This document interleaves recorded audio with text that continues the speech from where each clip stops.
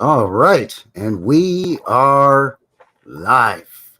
Welcome everybody to episode 5 of the Knuckleheads show. Thank you very much, everybody, for coming by and joining us here. My name is Frankie, and I'm from the New West Reset channel. And I'm Chris from Old World Exploration. So, how you doing, Chris? How's your summer going so far? It's going. So going, almost gone. Here, good September right around the corner. Can you believe it? The weather's starting to cool off a bit in the evenings and ready for the leaves to turn. Yeah, the leaves have started turning here already a little bit, and falling off. Some of the poplars tend to be the first to lose their leaves around here, and noticed in about, I don't know, in the last week or so, I'm like, what are all these leaves on the ground already? What? No, it's too soon. Same as here. Yeah, I feel like everything was like 2 weeks early this year. It feels like. Yeah. Everything this year seemed early. So even the forest fires starting in May instead of June or July. That's right. Yeah. That was almost a month early. Yeah, you're right. So we got an awesome show today. This is going to be an epic show. We've been, I know myself and Chris have both been anticipating this. This is going to be great. This is a deep dive into railroad castles / hotels. A couple of major railroads here in Canada, right, Chris? And they supposedly, the official story is they built these massive hotels that don't worry about the fact that it looks like a castle from England or from Bavaria or something. Yeah, pay no mind to that. Yeah, it's the new world. It's just railway hotels over here. That's all they are. Just railway hotels. Yeah, and I mean, we're talking about 4,000 miles from the east coast to the west coast across Canada, and we had two major sort of national railroads here in Canada. We have CN Rail, which is the Canadian National Railway, and then we have CP, the CPR, the Canadian Pacific Railway. We also had the Grand Trunk Railway out east, Ontario, Quebec. And there were some smaller railways. Each province kind of had its own smaller railways, usually attached to the logging industry or coal mining industry, that eventually were tapped into the main CN or CP lines. But really, it was these two, wasn't it, that built a lot of these old world hotels, so they say. Yeah, I think in the early amalgamations, it looks like there's a bit of that going on in there in some of these hotels. With the railway lines. So yeah, and one of the major two would buy up maybe some of the smaller ones. I remember when BC Rail was bought out by CN here in British Columbia, and it was a big there was a lot of protests against it. All the people that worked for BC Rail were up in arms to be gobbled up by CN Rail. Yeah, one would think it would be more likely CP than CN, but I remember BC Rail actually. Yeah. Saskatchewan had its own rail at one time too. Saskatchewan Rail, of course, and it was gobbled up by CN as well. Yeah, that sounds about right. CN, there's a lot of private land, or is CN owned land here, actually, especially. Yeah, which is funny because here it's CP. CP is big in Alberta for some reason. I'm not really sure why. They even have I mean, the main CP Rail head office is in Montreal, but they have sort of a secondary head office that's here in Calgary, actually. So, very, very unusual. Have you stayed in any of these hotels? I've never stayed in any of them, but I've been inside a number of them. I've been in the Palliser Hotel here in Calgary a couple of times. I've been in the lobby of the Banff Springs. I've been in the lobby of the Hotel McDonald in Edmonton. Oh, yeah. And what's the big fancy schmancy one in Vancouver? The Hotel Vancouver, I believe. Fairmont Vancouver. Yeah, sorry. Yeah, duh. I've been in that one too, I believe. But just in the lobby. Speaking of, our fearless leader here in Canada just did a speaking engagement there yesterday for $1,700 a plate. $1,700 a plate. Yeah. What a bargain. Are it for me. I wish Right. I could have attended. Right. $1,700 a plate dinner to see Trudeau speak, but we're not allowed to use plastic utensils or plastic straws in Canada. Well, my thinking was, isn't that usually something that happens after you've served out your term? Not usually Yeah, while you're you go sitting on in the these. seat. You go on you write your memoirs and you go on a whirlwind speaking engagements and charge thousands of dollars or tens or even hundreds of thousands of dollars for these speaking engagements. Yeah, like the Clintons did, like the Bushes do that, and they all like do it. Obama did, and even up Al here Gore. in Canada. Yeah, exactly. Even up here too, Joe Clark did that. Mulrooney did it. Yeah, it seems to be par for the course. For those Well, that's types. how you get your presidential library in the U.S. You see, is you write your memoirs and then you go on a book speaking tour and charge. You charge the venue, $100,000 for you to speak there. Yeah. So they charge a $2,000 a plate meal. And once you've done a few of those, they're like, well, okay, we're going to give this guy his own library, Kennedy Library, the Nixon Library, what have you. And there you go. And I think they do the same up here too.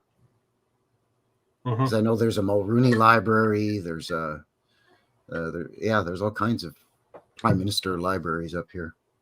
Yeah.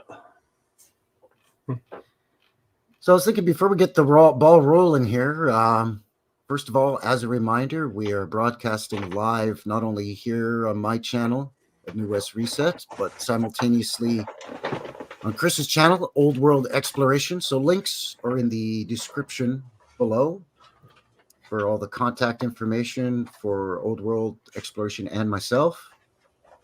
There's also some links in there for just a couple of things that I put in the description for Wikipedia, just to give us sort of a rundown on what the official story is on how these hotels came about. But before we do that, let me just say hi to a bunch of folks. Wait, Frank, I'm gonna plug my. I got a Rumble channel I just started up too, so I'm gonna be posting to there. You've got Rumble too now. Nice. Yeah, I have to put it out there. So just wanted to throw that out there before we get into it. So F in the chat is here. Turtle's here. Turtle. Nico is here as well. Nico Suave. Hi, Kathy. Kathy Childers from Kentucky. The bluegrass state, don't you know? Internet person. Good to see you. Howdy, bud. Welcome. Hi, Terry. Terry Light in the house. Mama T is here. Who else we got? Say hello if you're just logging in. Yeah, join the chat, guys. Join the chat. Say hi. Sound off where you're from. Love to hear where everybody's from. We're just a couple Canucks. We're friendly guys. Just say hi, guys. Say hi. Yeah, we're just a couple of friendly CANUCKLEHEADS up here in Canada, eh, Bod? Like, it's no pressure, eh? We're friendly as heck, eh? Galveston, Texas is where Nico is.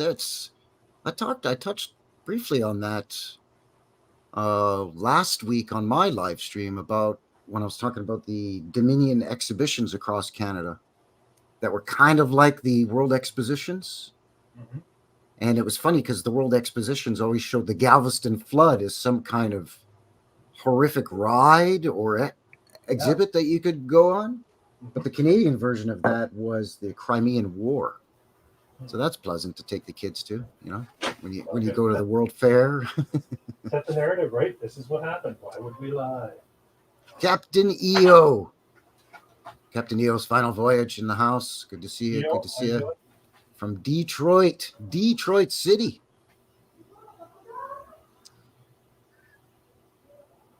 Detroit, Old World Hub. CANUCKLEHEADS rule, says Jabiro Joe. Thank you. Or is that Habiro Joe? Or is that Habiro Ho? I don't know. Covering the bases. I'm trying to cover the bases in order to not offend, but in turn end up offending even more than if I didn't try not to offend. Typical Canadian shenanigans up here. We don't want to offend anybody because we're so friendly up here, eh, Bot? But then we end up just acting the fool. Anyways, good to see all of you. Thank you very much for joining us here. Yeah, thanks for being here, guys.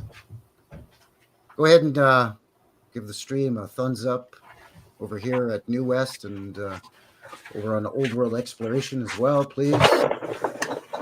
By the way, Chris, congratulations on surpassing 10,000 subscribers, sir. Yeah, they sent me a special hat. Did they? Did it have a turkey on it for Thanksgiving? Because I know that was the goal, to try to make it for Thanksgiving. A turkey wrapped in tinfoil, Mikey. A turkey wrapped in tinfoil. That's the only way to do it. Thank you, Michael. Michael Davis is in the box. He says, "You guys are awesome. Much love." Thank you. Right back at you. Jabiru is a small town in Australia's Northern Territory. There you go. See, always learning something. Always learning. So I think what I'll do here, just to kind of get the ball rolling, is quickly share just the Wikipedia page itself about what sort of the main story is regarding these Grand Railway hotels. Mm-hmm. So as you can see, that's exactly what they call them, Grand Railway Hotels of Canada. So not just your run-of-the-mill railway hotel, you see.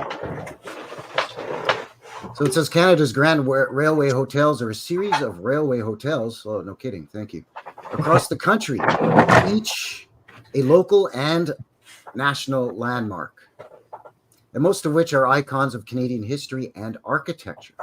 Some are considered to be the grand hotels of the British Empire. Each hotel was originally built by the Canadian railway companies, or the railways acted as a catalyst for the hotel's construction. The hotels were designed to serve the passengers of the country's then expanding rail network, and they celebrated rail travel in style. And I found this next part interesting, the architecture. It says many of the railway hotels were built in the chateau style. Chateau is French, by the way, for castle. So a little bit of hidden in plain sight right there, because many of these hotels do look like castles. They're also termed the neo-chateau or chateau-esque style, which as a result became known as a distinctly Canadian form of architecture. Oh. The use of towers and turrets and other Scottish baronial and French chateau architectural elements. Scottish baronial revival, I guess. That's awesome. I like that one. Became a signature style of Canada's majestic hotels. Architects also used the style for important public buildings such as the Confederation and Justice buildings in Ottawa. Give it a peekaboo at that. That's that sort of sandstone with the green roofing with all the pointed beauty that we see with the tech on top.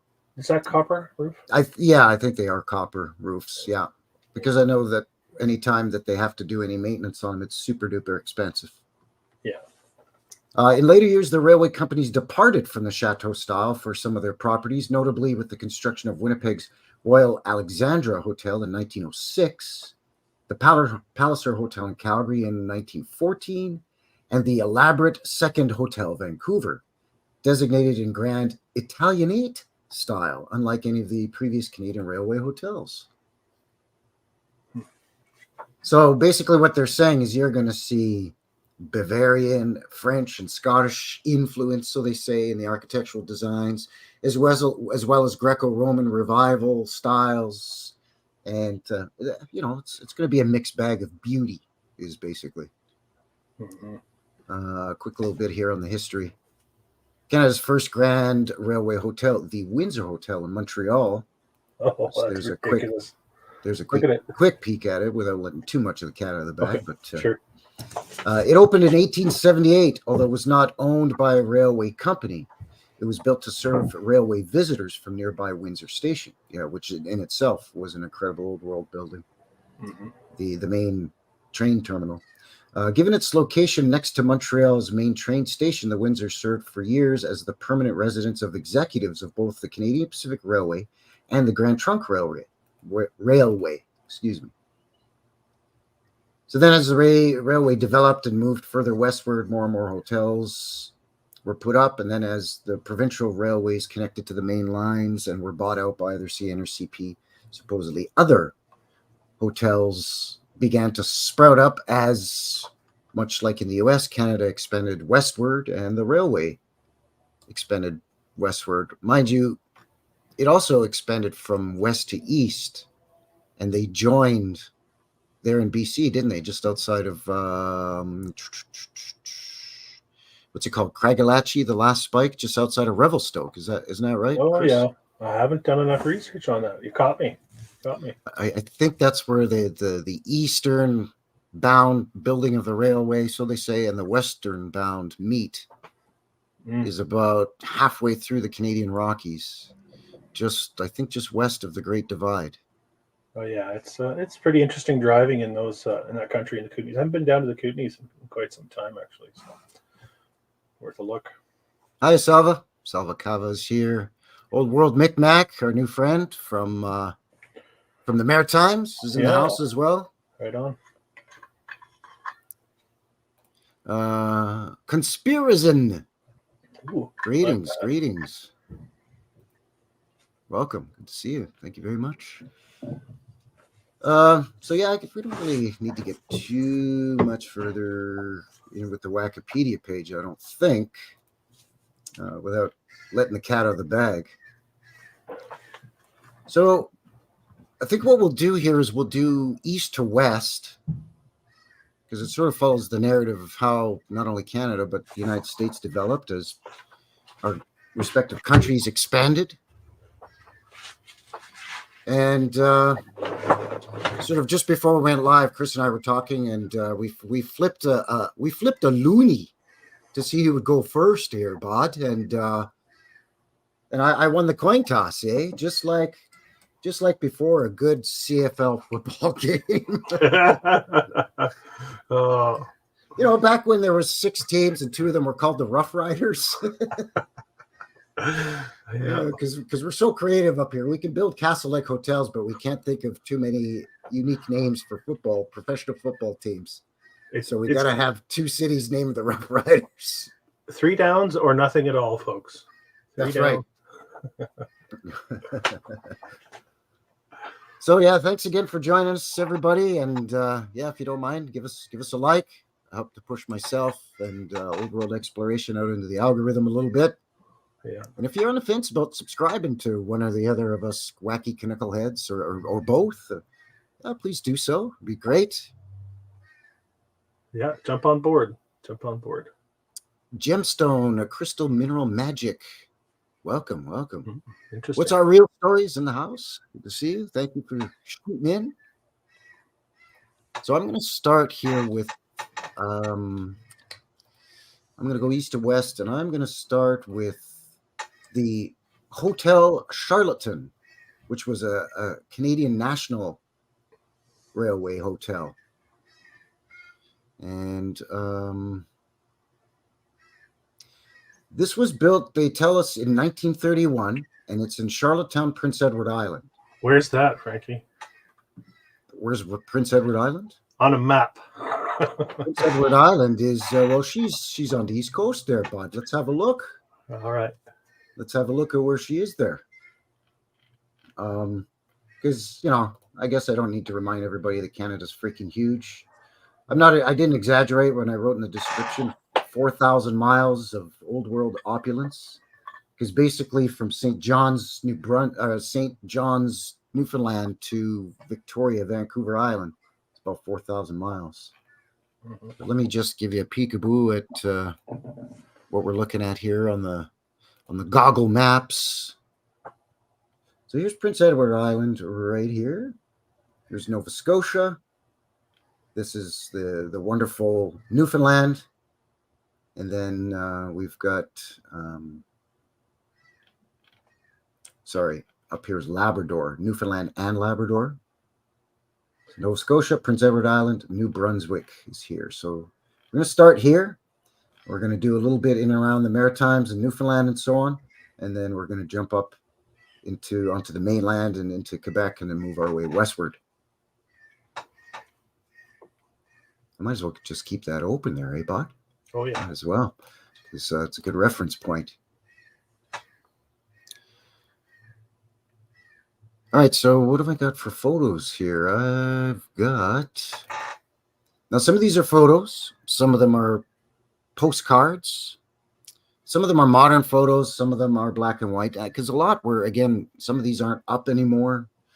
And some of them, there's just not a lot of photos for whatever reason. Not really sure why. And on a few of them, I tried to capture some interiors as well. Because some of the interiors of these places are very palatial, for lack of a better term. Yeah. So I'll start with the Charlatan Hotel, otherwise known as Hotel Charlatan. Sometimes they'll put hotel before the name, Hotel Charlatan, Hotel Vancouver, sort of thing. And sometimes they put it after, like Vancouver Hotel. And it's just whether it's anglicized or French, right? The English version is Charlatan Hotel, and the French version is Hotel Charlatan. But it's a beautiful red brick structure. And of course, even on a tiny island city, you're going to want to have, some beautiful big pillars in the front of your grand entrance. And then you're going to want your ether fencing with some tech on top. Mm-hmm. Here she is in the modern day. And, for a small city in a small part of the country, this is quite a beautiful little hotel. Mm-hmm. There's some nice carved details here. You've got some nice keystone work, a lot of beautiful arches. And, they've done little things with the brickwork, little details on it. Yeah, it looks pretty interesting, actually. Pretty patterned, the brickwork. Yeah, this along here is very nice. Mm-hmm. And again, little carvings. You've got your dogtooth or sawtooth here, and then some pillars along here with your architectural details on the top. I'm not sure what kind of stone this is. If this was Calgary, I would say sandstone. But I'm not sure, because it looks like you've got a few different types of stone here. Maybe limestone, sandstone, brick. But she's a lovely little thing. Quite a cute little hotel, and quite luxurious, as you'll see as we go along. All these little hotels are. They're quite luxurious, no matter what size they are. Opened in 1931, I'm seeing. Yeah, 1931 is when this was completed building. As far as I know, it doesn't say how long it took to build it, but no, it just says the previous one was destroyed by fire in 29. It was called the Victoria Hotel. So they had a short window to get that thing up. 2 years. Yeah. Got to design it. Yeah, a lot of these hotels were either destroyed by fire or partially destroyed and had to be renovated and repaired and rebuilt after fires. Mm-hmm. This is in a very nice neck of the woods in Charlottetown. Look at this cathedral in the background, this beautiful old world house back here. You could just tell this is a beautiful neighborhood. Mm-hmm. And Prince Edward Island is just a lovely, lovely province. It's so lush and green, much like Newfoundland is. So yeah, even up on top here, quite nice. Nice little place. Very red soil there too, am I right? The soil's known for being red.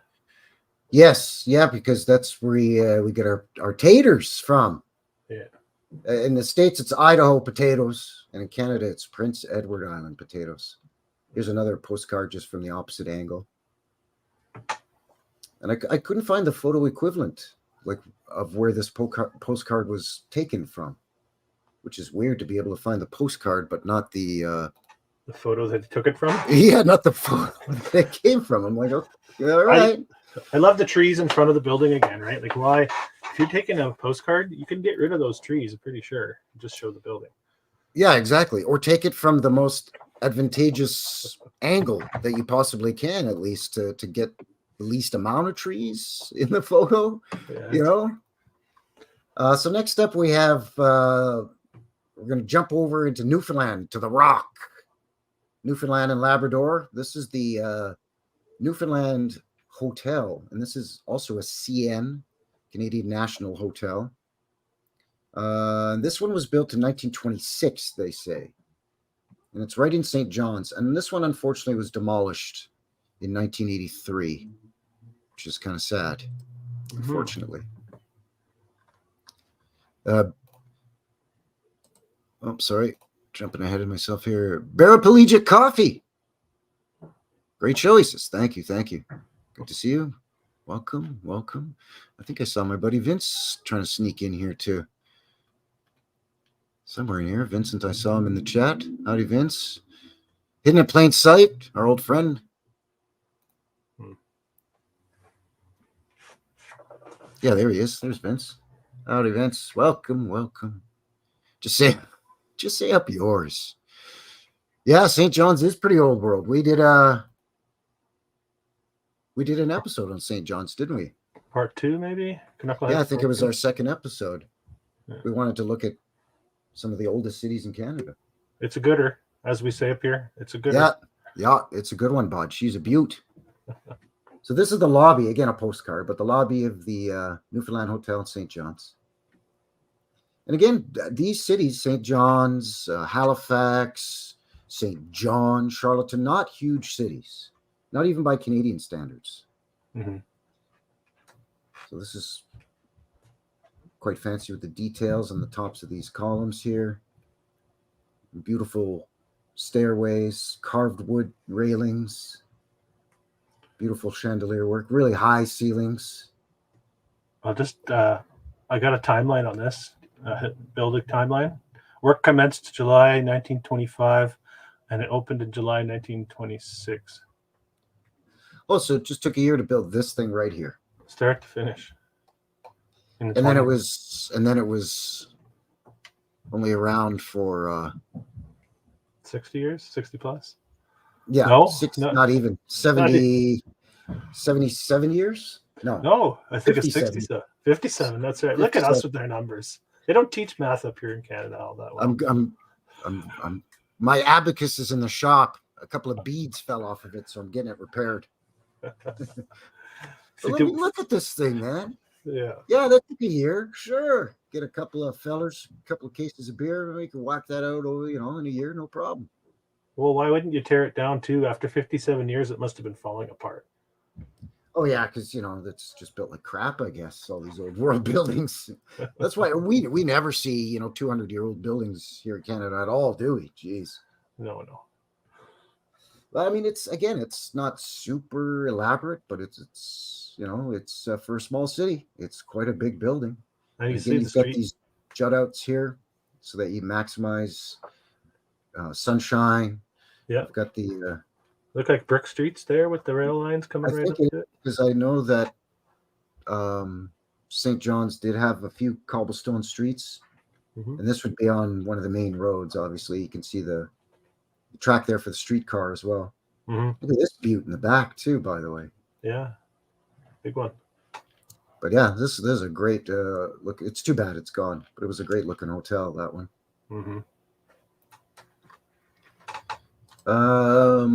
It's not a lot of pictures in that one. Really, it's just that the last one I just showed, the black and white one, was basically the best photo that I could find of them. I call them ghosts. They're just like no trace, very little trace. They leave little trace behind. They're just like phantom buildings. Yeah, you wonder, like, it's the most opulent hotel in the city, and it's a railroad hotel. You think you'd be tripping over pictures of the darn thing, but it sounds like an exaggeration, but it's almost like they said, tear it down and destroy all traces of it. Yeah, and make it snappy. Yeah. But don't mess around with it. It was built in a year. You should be able to tear it down in a month. Yeah. Oh, jeez. Look at this one. Yeah, this is the Algonquin Hotel. This is in St. Andrews, New Brunswick, just outside of Fredericton. And this one was built in 1889. And again, just outside of it's in New Brunswick, just outside of Fredericton. Built in 1889. Unbelievable. You notice just a funny, almost, you gotta squint and cock your head to one side to see it, but there's a very, very almost undiscernible tiny little slope right here. Yeah, a little bit out of level. Just a little bit out of level. Yeah, just a bit. It's very hard to tell there, folks. I know, but so mud flood, maybe, perhaps, potentially. And just all these angles with these octagonal tops to these sort of turret type designs, and then all of these dormers. Just figuring out the math. I mean, you and I had trouble struggling just to do basic subtraction to try to figure out how many years that hotel was up on the other one. Yeah. So you imagine figuring out all the angles to do crunch all the numbers for all of these. Right. Just incredible. I'm just looking at the Wikipedia on this too. They say it burned down in 1914, and then they rebuilt it completely. Yeah, that's what they're saying. Which is I think it's also been added onto over the years as well. Interesting. There's a modern shot here just to give you an idea. There's also sort of an arched sort of coach, like old style coach entrance just over here. Kind of hard to see. Yeah. But like back in the day, your horse and carriage would go underneath there, and then the stables for the horses and the garages for all the carriages would be in behind here, and then you'd have a guy that would park and take care of all that for you as you checked into the hotel. Built by Barrett, Blackadder, and Webster, architectural firm out of Montreal. Looks very Bavarian, maybe, or Swiss almost. Yeah, I've seen that in the chat there. Bavarian. Yeah, or at least what we're told is supposed to look. Yeah, Bavarian. Yeah, exactly. Yeah, it looks Alpine, right? Yeah. Or at least like what we're told. Like you expect somebody in lederhosen to be sitting up on the roof yodeling. Well, that's why I thought maybe you jumped over to the Rockies. Like, where is this? So. Yeah, it looks like it should be in the mountains, right? It's got that look to it. It's a beautiful structure with these big, huge, tall arches. Lots of windows, of course. But I mean, this. Oh, and then you got to get your cannon in there, Bod. Yeah. Got to get a couple of boom booms in there. Yeah, at least it's not. At least it's not pointing at the hotel like we saw at the old basket in Hamilton. not Nanaimo, right? Was it Nanaimo? Oh, sorry, Nanaimo. Yeah, where they were pointing, cannons pointing in 360 degrees. So there was cannons literally pointing into the town of Nanaimo. But yeah, this landscaping is just hinky as all heck to a guy. I mean, come on, man. But a beautiful place, absolutely wonderful. Never heard of it. First time I've ever heard of it. Yeah. Really, of the Algonquin, really? Yes. Yeah. Yeah, it's amazing. And that was in. I forgot to show where that was. It's amateur hour over here. New Brunswick. Yeah, that was right here. Yes. New Brunswick, right here. Yeah. Geography lesson. We're giving you Americans a geography lesson about Canada. I think we're going to jump over to Newfoundland and Labrador here now, and then we'll jump over into Quebec. And then you're covering off Nova Scotia, aren't you? New Scotland. That's right. Yeah. Yeah. Okay. We were trying to figure out how we could present this and who was going to research what, because we didn't want to double up. Right. It's hard enough finding pictures of these old hotels, especially when they've been knocked down. So. To waste time doubling up on these photos would have been kind of frustrating. Oh no, I'm sorry. We have one more in New Brunswick before we head over. And this is the McAdam Hotel. This is a Canadian Pacific Railway hotel. And this one was built, the McAdam. I'm just scrolling through here. Bear with me.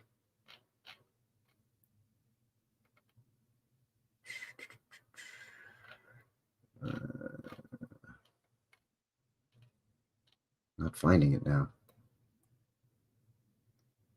Because, like you said earlier, some of these are really, really obscure. Like some of these are super duper obscure. I had to jump in there. What happened? Did you freeze or something? Yeah, it froze up, so I'm back. I'm back, baby. That's weird. Yeah, some of these are so obscure that I'm even having trouble finding where there it is. McAdam Hotel, built in 1901. It was a former railway station, actually, that what they did was when they built a new railway station, they converted this to a luxury hotel. And it's in New Brunswick. It's in the village of McAdam. So again, it's not even right in Fredericton. Let's see it. It's the largest passenger station in the province. You're teasing. Let's see it. I know, right? Quit screwing around and get to her there, bud. So yeah, the McAdam Hotel. And as mentioned, a former train station. I mean, you know, you'll be able to tell right when looking at it that, yep, train station. It just has that distinct train station look, you know, with the overhang supported by the, you know, the beams, and the train would pull up here by the platform. Yeah, that style of roof is very distinct, isn't it? But it's beautiful, all built of stone, lots of big windows. You got to have all kinds of bobules and doodads on it, and you know, the portals, and again, all these angles for all these dormers in the roof line. So it was abandoned for a little while, and now it looks like this. Can you see they kept some of the tech up there, and they kept some of the outbuildings as well. It's a nice looking building. But again, it sort of follows that main narrative from the Wikipedia, right? With the turrets and what did they call that? The Scottish French style, or whatever the heck they tried to. Scottish baronial? Yeah, that Scottish baronial they tried to sell us on. Hi, Pat. Welcome. Right? Just a step down from British royalty, Scottish baronial. Oh, I see. Okay. Your volume is really, really low, by the way, Chris. Oh, you can't hear me? Interesting. Barely, for some reason. Glitchy. Let me try this. There, that's better. You got me now? Yep, loud and clear. Okay. This is an old photo. It's too bad it's so small, because this is a photo of when it was being used as a railway station, and it's just massive. I mean, no kidding, it was the largest in the province. Duh, you think? Look at it. So it's no wonder that it was bought and then converted to a luxury hotel, because it is quite beautiful, even as a railroad station. It's just over the top. Just a splendid place. Construction materials are made. All right, so now we're going to move over into Quebec. And geez, we might as well just. All right, here we go. We might as well just do it and do it upright, and blow everybody's minds toot sweet here with this thing. The narrative buster. This is the Chateau Frontenac Hotel. And again, chateau means castle in French, so they're not even trying to hide it. And this thing was built, the Chateau Frontenac was built in start to finish 1893. This thing was built. You have the start to finish dates? Let me see. The hotel, it was referred to Chateau Frontenac as historical hotel in Quebec City. The hotel is situated in Old Quebec. Yeah, the old walled city. Mm-hmm. The historic districts, Upper Town, and let me see here. Design architecture. It's going to give us the. I'm going to drum roll. The Chateau Frontenac was completed in 1893. They started construction on it. Well, basically, wow. Okay, I'm gonna share this actually, because this is goofy as hell. Mm-hmm. I think this building alone destroys the historical lie. So here we go. The background of the Chateau Frontenac. Okay, in the 1870s, a restoration project began in Quebec under the British Governor General of Canada, aimed at restoring the capital to its former 17th century look. One of the contributors to the project was Lord Dufferin, who supervised the construction of the old city wall and many public buildings that followed the theme of old medieval European Quebec. Dufferin also made a plan to reconstruct the Chateau Saint Louis, which was located on the Cape where the Chateau Frontenac currently stands, and served as the home of the French governors from 1620 to 1834. Dufferin's plan did not take off until the city council and the board of trade adopted the idea and planned instead to construct a grand hotel on the site on the site to attract upper class tourism to the area. But after failing to finance its construction, businessmen from Toronto and Montreal with connections to the CP Rail took control of the project. So it changed hands 3 times between 1620 and 1870s. Started off as Chateau Saint Louis. Well, there it is. Okay, interesting. Which was the residence of the Governor General of British North America and the Lieutenant Governor of Lower Canada. Upper Canada, basically Ontario. Lower Canada, basically Quebec and the Maritimes, minus Newfoundland. Newfoundland, yeah. So it was already pretty big. Looks like it was a stone or brick structure. Probably on a different site, or either never existed at all in my mind, or existed but not in the same area. That's how I look at those. So they say it was completed in 1893 and was designed by an American architect, Bruce Price, and overseen by William Van Home, the Canadian Pacific Railway's general manager and a key developer of the Canadian Railway hotel system.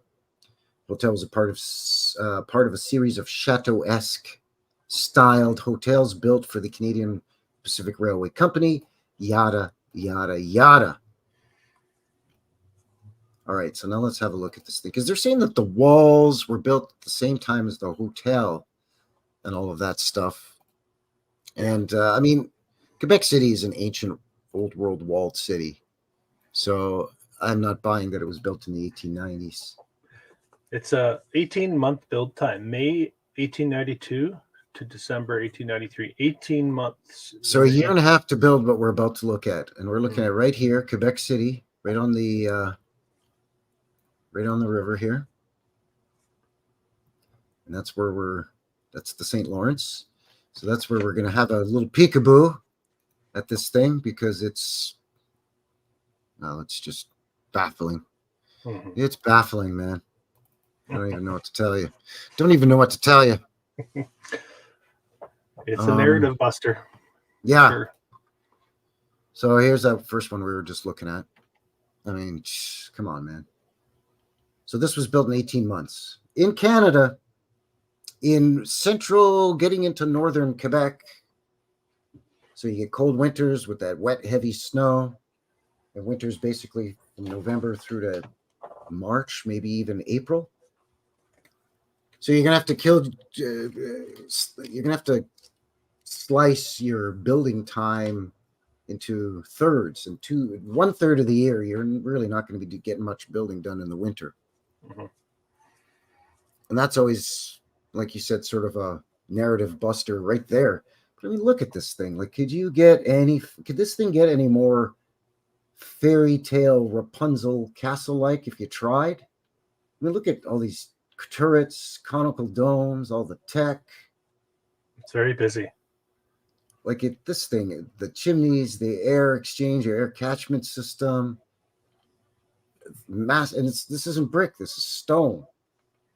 Like a couple of different kinds of stone. And again, it's got that brass roof, or copper roof, I should say. Mm-hmm. But with all this tech on it. And as if that isn't enough, you got all the walls and everything that surround this thing. Like this down here, for example. You want to tell me that not only this, but all of this was built in the 1890s? No, come on, man. I've shown in my vintage footage midweek Wednesday videos on my channel old footage of where some of this old city wall is still semi-buried, and just the tops of these portals are sticking up out of the ground.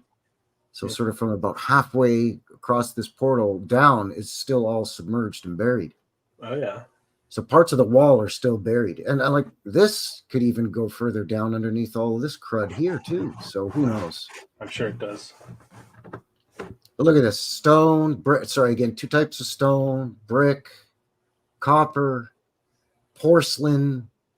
Like, just massive. I mean, look at these compared to these big trucks. Then of course you got to have, you know, obelisks and gazebos and fountains. I mean,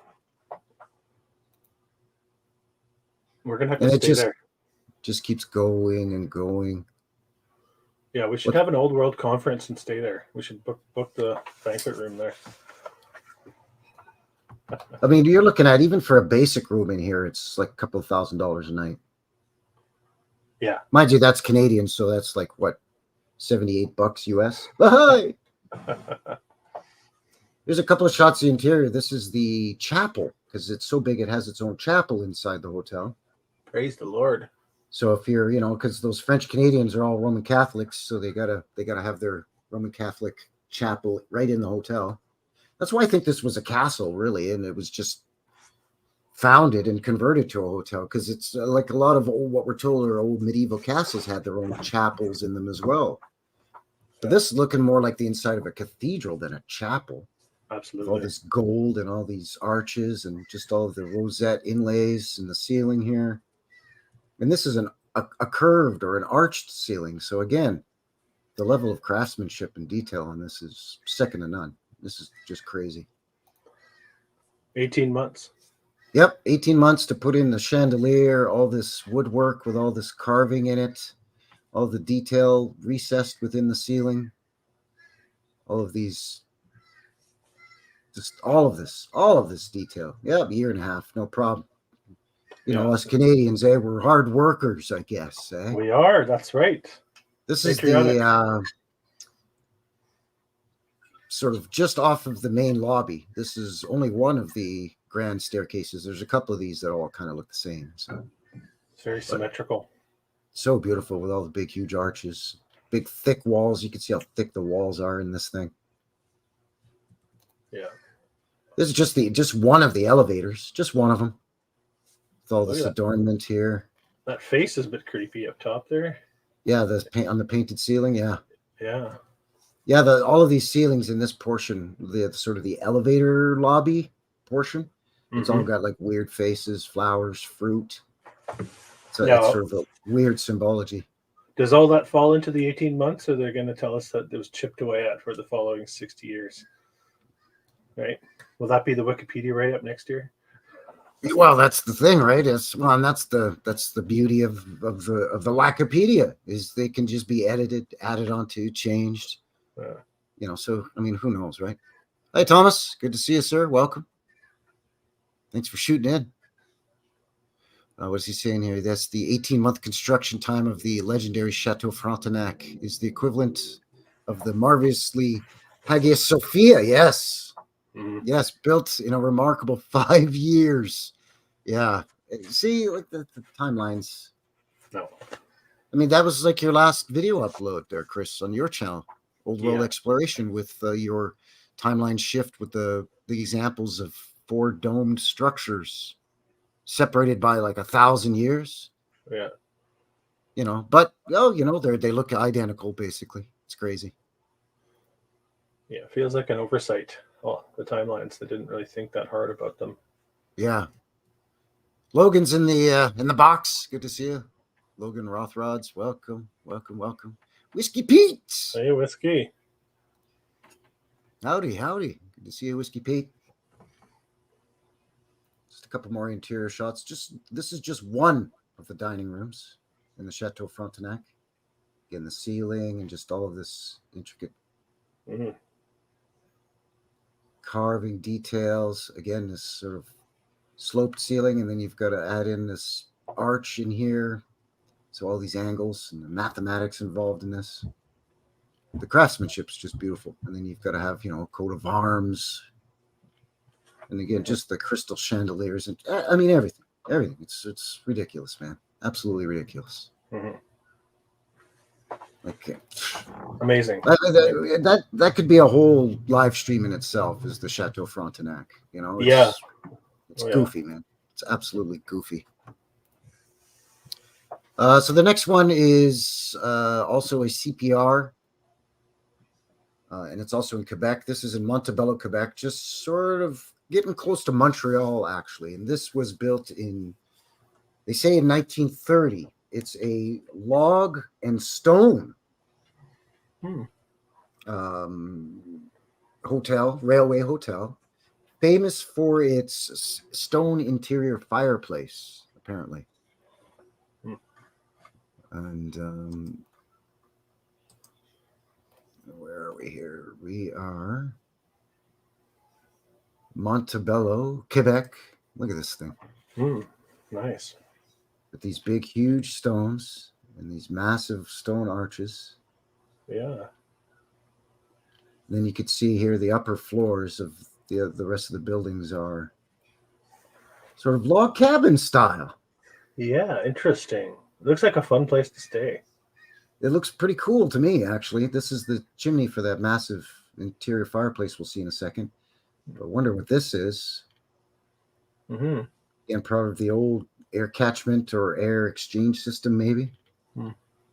There's a octagonal turret on the other side of the place here with a sort of a peaked conical dome, octagonal conical dome with a little tech on it as well.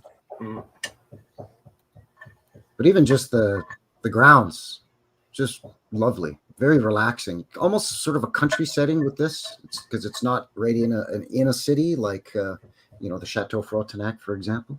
There's a modern shot of it, and you can see something very suspicious down here. And this is why we wouldn't build like this, especially in Canada.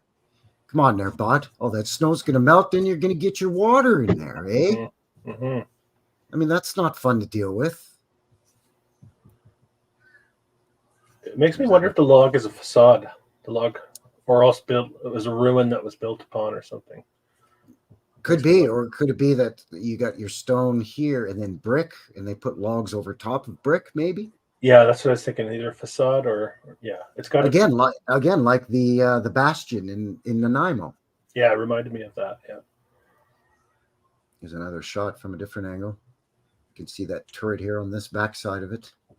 But all the grounds are just elaborately landscaped. They've got these big giant boulders and stones with gardens and stuff. And you can see down here too, there's all these big, huge arches. Very rustic looking, but still very luxurious, very beautiful.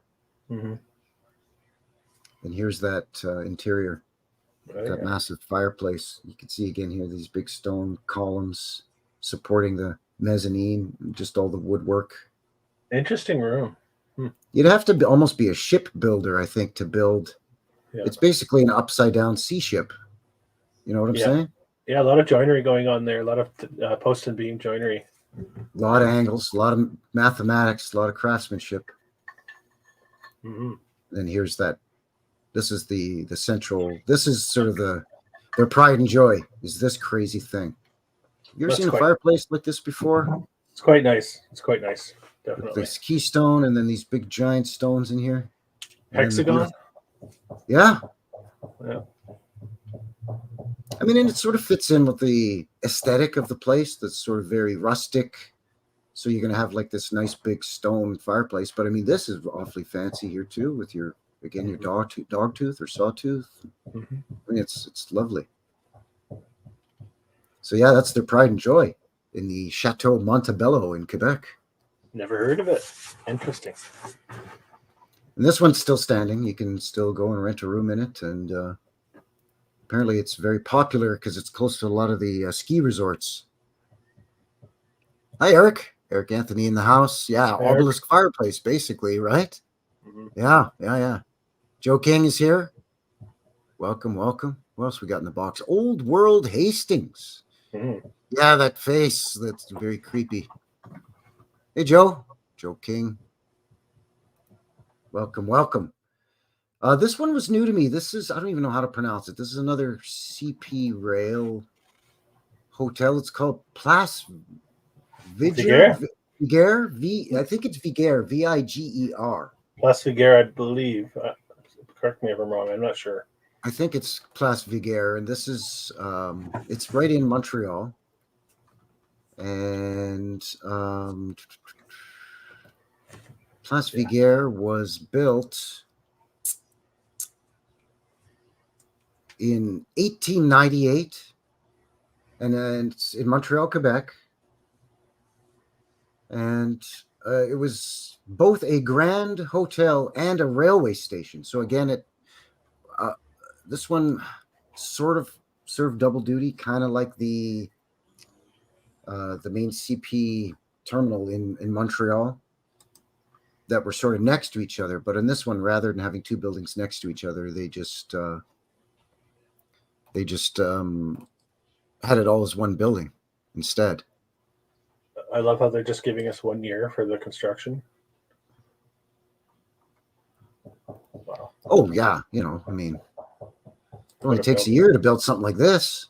What a building. Whew. Only takes a year. Place Viguerre Hotel and Station.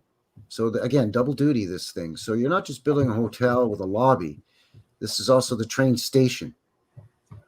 So you got to, I don't know, that's 3 times the amount of work.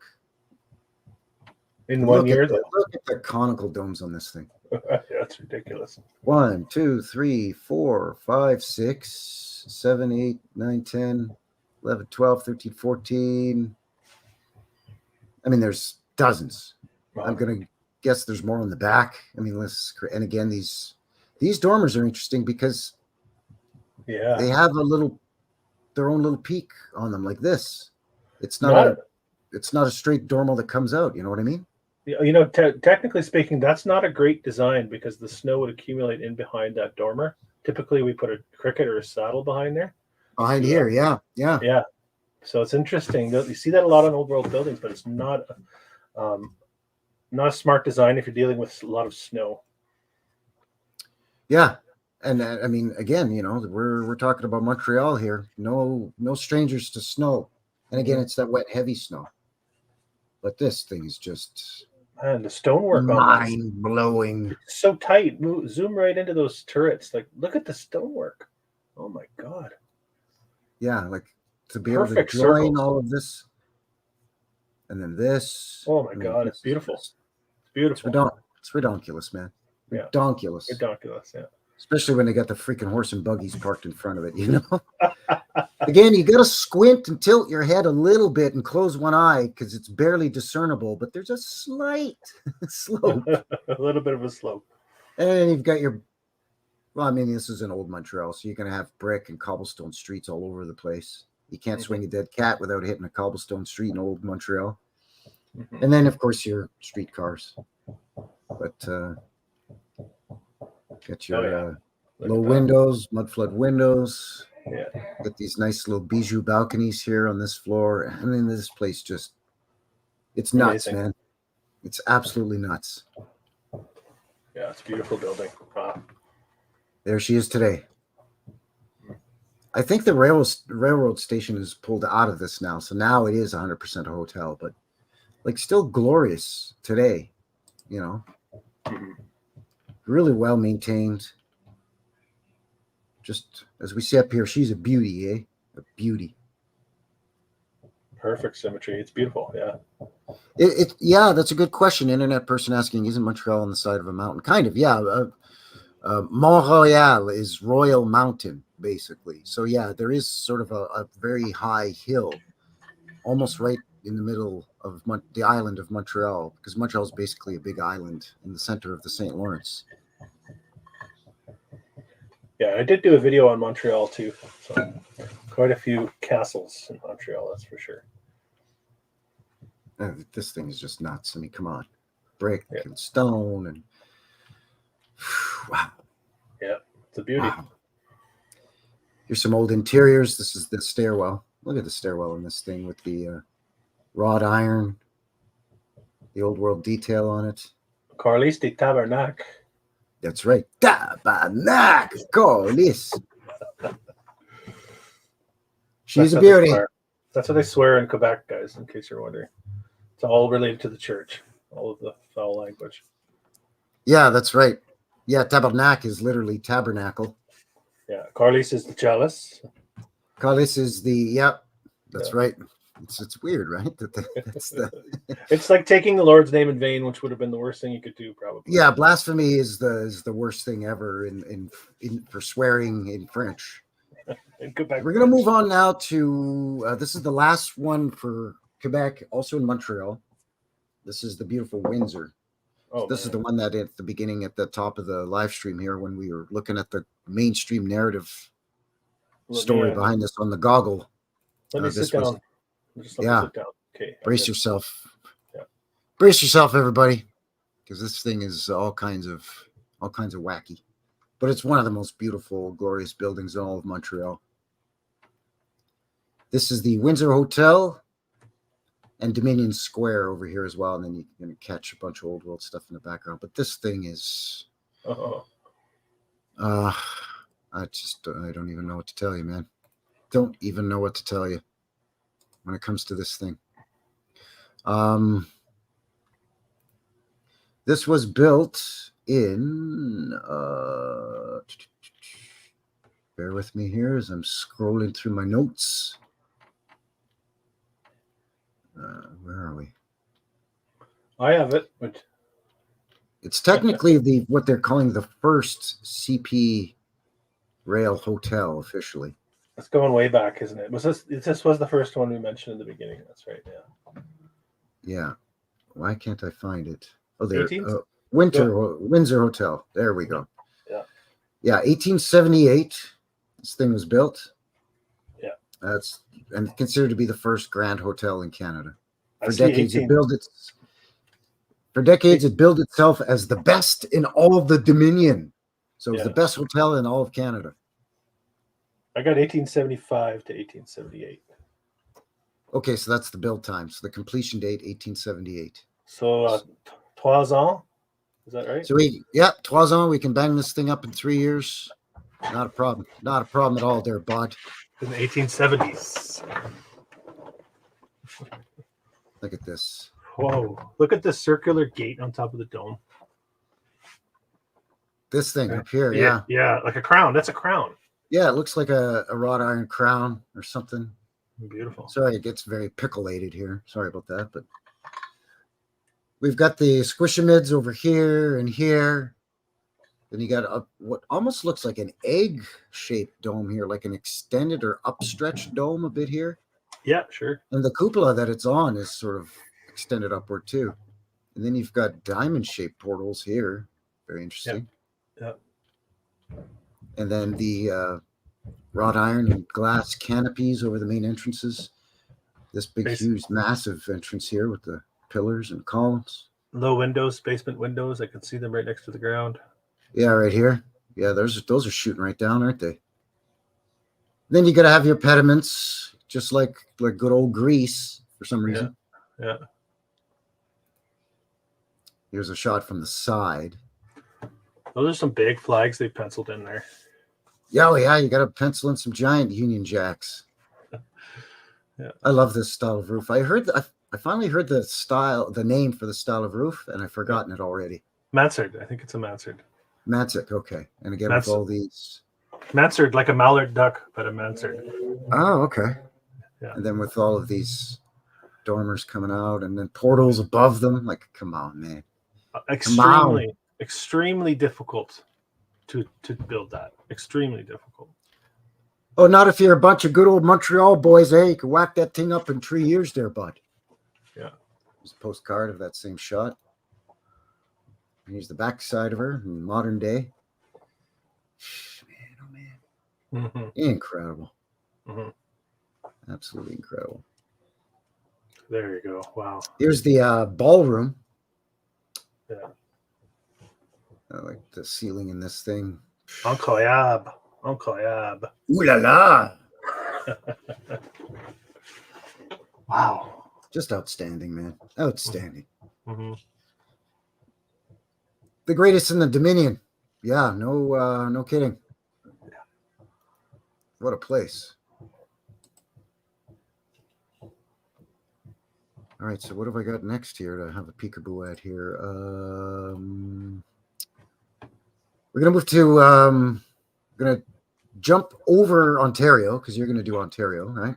Yeah, I had a few people were asking how we're doing it here. So Frankie, why don't you lay that out just so people know the chronology of how we're presenting one more time, if you don't mind. Yeah, sure. Yeah, for those of you that are just shooting in and joining us here, basically what we're doing is we're presenting CP and CN, so Canadian Pacific and Canadian National Railway hotels, old world style castle looking things.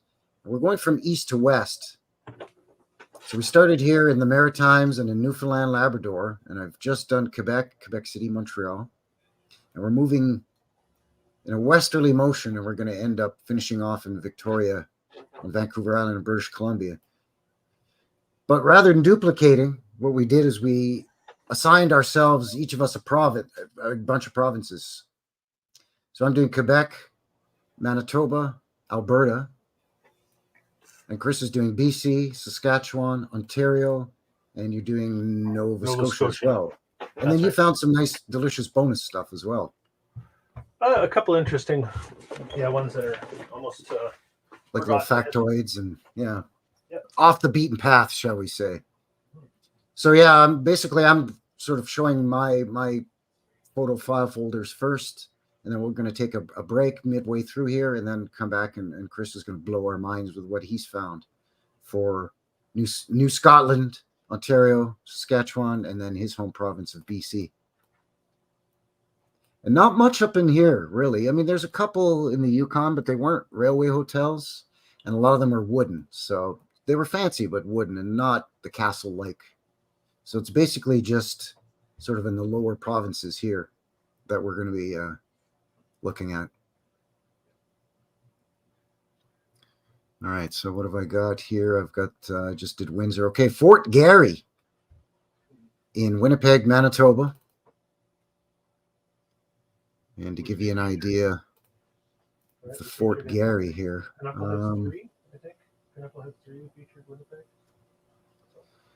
Built in 1913. Downtown Winnipeg. Opened on December 11th, 1913. It was built by the Grand Trunk Railroad, later on purchased by Canadian Pacific. And then now it's operated independently. It's an independent hotel. So it's no longer actually a railway hotel anymore, apparently, which is odd. But anyways, wait till you get a load of the Fort Garry Hotel here in Winnipeg, Manitoba. Right smack dab in the center of the country, east to west. Like this thing, again, just screams old world, old Europe. Like, look at I guess, like what they said in the narrative, that this sort of became distinctly Canadian style. And we do see a lot of this in these hotels and other buildings. Again, Parliament buildings and government buildings and even hospitals and stuff after a while. And I don't know how they landed on this as designated as, okay, we're going to designate this as distinctly Canadian style. I'm taking it. But I'll take it too. It's gorgeous. Don't even ask me what all these little doodads and bobules and thingies are up here, but it's simply beautiful, all the detail on this thing. And again, a massive grand entranceway here. You got some nice little bay windows going up in a column so that you can get some nice little, what we call bijou balconies here. Is that Eric? Yeah, it is. Old World Hamster Wheel Cranes. Howdy, Eric. Good to see you. Yar, there he is, Eric the Red. I think a couple of other people have been sneaking in on us here. Yep, there we go. Agape, welcome. Magnificent edifice. Un edifice magnifique. Yeah, I would agree. 100%. There it is. Modern day photo of it. Just a beautiful building, man. Yep. So much detail at the top there. So many dormers coming off of that roof. Yeah, again, just dormers on top of dormers, actually. Mm-hmm. So if you don't, in Canada, if we're not putting a dome with another dome on top, which we love to do, then instead what we'll do to make it speedy, a little faster, is we'll put dormers on top of dormers instead. We always like to double everything. It comes from Tim Hortons to get your double. Double. We love the double up here, bud. I mean, look at this. Come on. This with these carvings and just Man, what year did they say? 1913? Yeah. 110 years old? Looks older than that. Wow. Yeah, I think so too. The Hotel Fort Garry with the ugly light up neon sign on it now. They shouldn't even be allowed to bolt those onto the side of this beautiful stone structure. I know. Now, right? if they ever have to take that down or it changes ownership or whatever, now you're going to end up having to patch up the holes where you know what I mean? Like, just leave it be. Also a two-year construction time, 11 to 13, 1911 to 1913. Just crazy. Absolutely crazy. Mm-hmm. Look at the interior of this. Wow. This is just to the left as you walk in to the main entrance, the left of the lobby. It's just sort of one of the open dining rooms. Here's your bar back here. So you got to have big pillars to hold up the top of your fancy bar, and then just all the, again, ceiling, the carvings, the chandeliers, the woodworking. And this is Winnipeg. This must be before they were doing popcorn ceiling. Right? Yeah. Chris, you got to have your checkerboard floor to give a nod to our favorite punching bag brotherhood, the goofball Freemasons. Wink, wink. Those clowns. I love this room, even though it's sort of a weird peachy pink color, but it sets off all the gold very nicely. Because you want to have a lot of gold in Winnipeg to put in your hotel, I guess. But you need it to draw the customers in, right? It's the only way. Like, this thing is just jaw-dropping stuff, man. Mm-hmm. And the floors here, like stone flooring, stone tile floors, and, you know, just all of this stuff. Just incredible. The detail way up here. Wow. Yeah. You know. Wow. What is that material? I wonder. I don't know. I don't know if this is one of those kits that they can apply that looks like stone or if it's carved. But from what I understand, these columns and all of this is stone. But with these, I mean, it could be plaster, it could be concrete that's poured out of molds. Who knows, right? Mm-hmm, mm-hmm. But it could very well be carved. Mm-hmm. I know here in Calgary, we see a lot of these on the outside of buildings, and I've looked at them, tapped on them, gotten up real close to them, and they're carved sandstone. So that could be the case with this too. I marvel at how they're mounted, even how they remain so fixed for so long. Yeah, you know, it's like they almost don't feel surface mounted. It feels built into the actual structure itself, you know. And it could very well be that this was a big piece of stone, and it was inlaid in here, and then it was carved, or carved and then inlaid after the fact, or what have you. Uh-huh. Yeah, but just a beautiful. And again, you know, Winnipeg, even Canadians kind of make fun of Winnipeg. You know, not much going on over in Winnipeg. It's just kind of the beginning of the prairies, and it's a small city. There's like maybe only 500,000 people in Winnipeg. Yada yada yada. But this hotel is just absolutely incredible. All right, where are we at here next? You want to Alberta yet? Home province? Gonna go to Brandon now. Oh, yeah. Almost forgot. Well, actually, no, I'm sorry. First, let's look at the Alexandra Hotel in Winnipeg. Not to be confused with the Alexandra Hotel that was in Calgary, or the Alexandra Hotel that was in Montreal, or the Alexandra Hotel that was in Toronto. This is built in 1910. And this is also in Winnipeg. And then we'll look at Brandon, because I was shocked, because Brandon's such a small city. Even today, very, very small city. So this is looking at it from the back side of it. Again, stone and brick. I like the shot because you've got the rail cars going over, and then you've got your tunnel with your cool arch bridge here, and then you've got the streetcars, electric streetcars going under the tunnel. But you still got horse and buggy. Yeah, serious infrastructure there. Wow. So you've got all of this going on here with your telegraph, your electric, your telephone, your streetcar, horse and buggy. Then you've got this big, huge, the second big, huge hotel in Winnipeg. Mm-hmm. And again, seeing a lot of this medallion work inside and out. I think these to me look like owls perched on something. Owls would be my guess.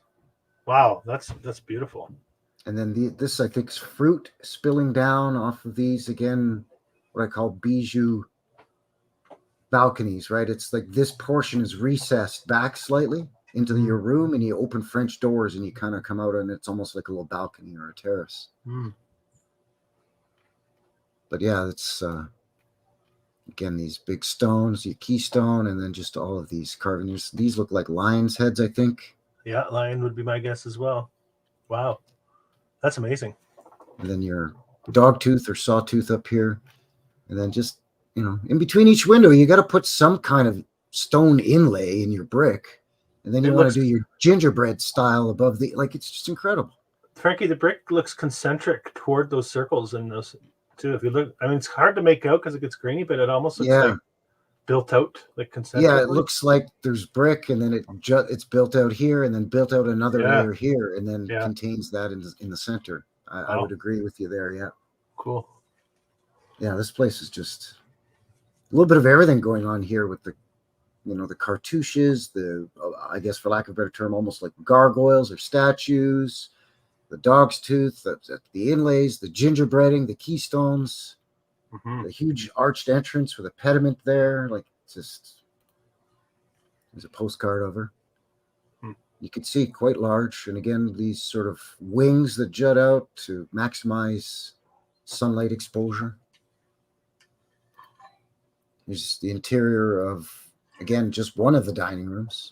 This is actually the dining room just in the cafe, not in the formal dining room. You got your skylights up here and your carved wood, and stone, and again, just all of this stone work up here. And jeez, man. Imagine sitting down and having yourself a cup of coffee and I don't know, some, maybe a nice croissant or something, or some kind of pastry, and just soaking in all this beauty. Wow.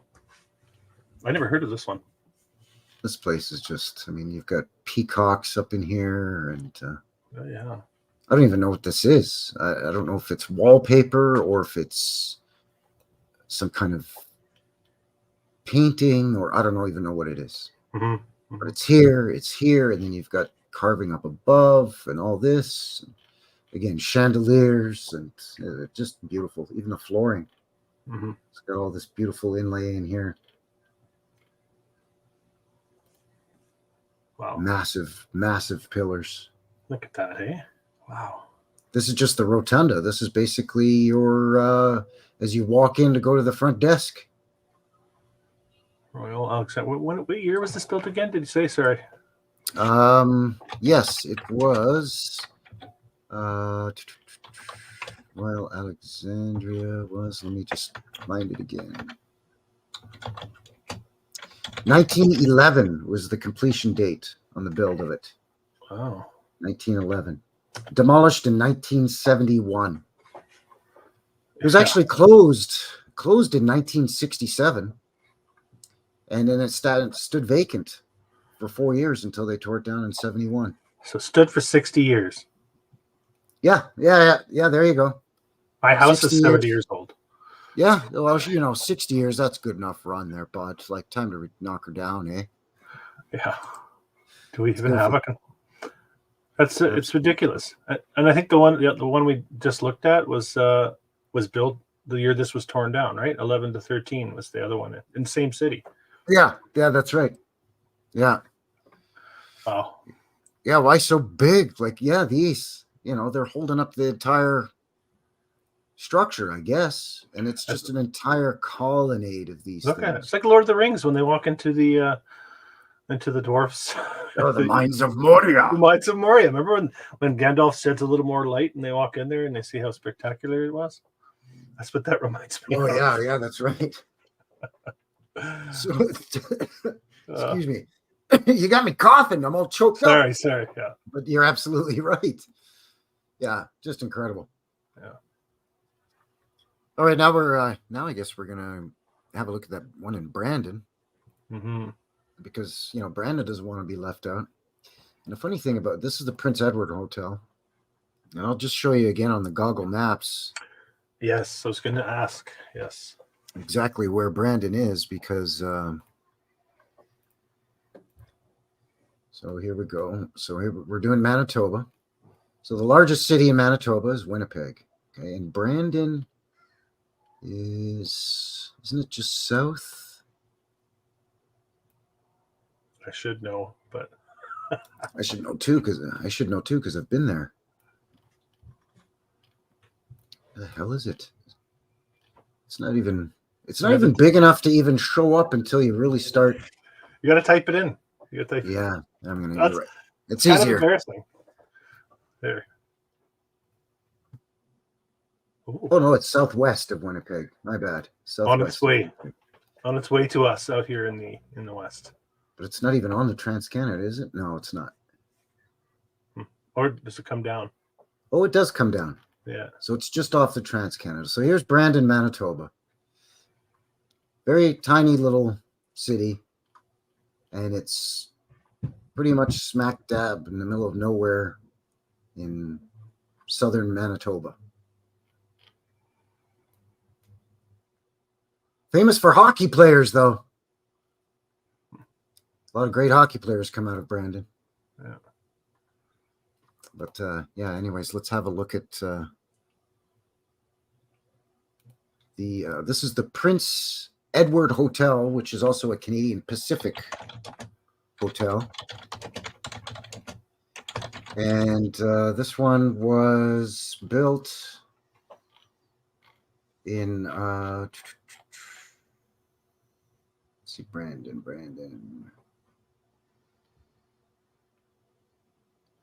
1916, as they say, is when it was built.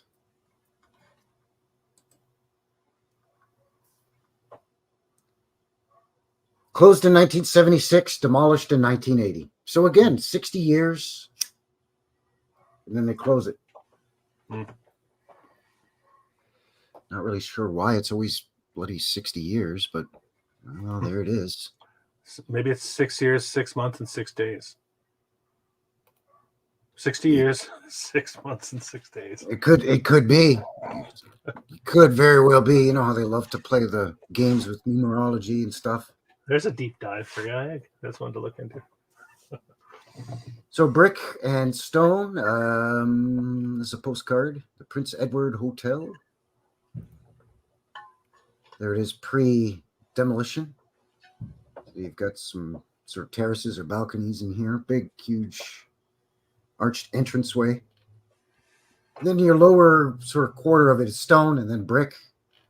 And then again, it pixelates a little. Sorry, but got some crests or cartouches or something along here, and some nice lines to it.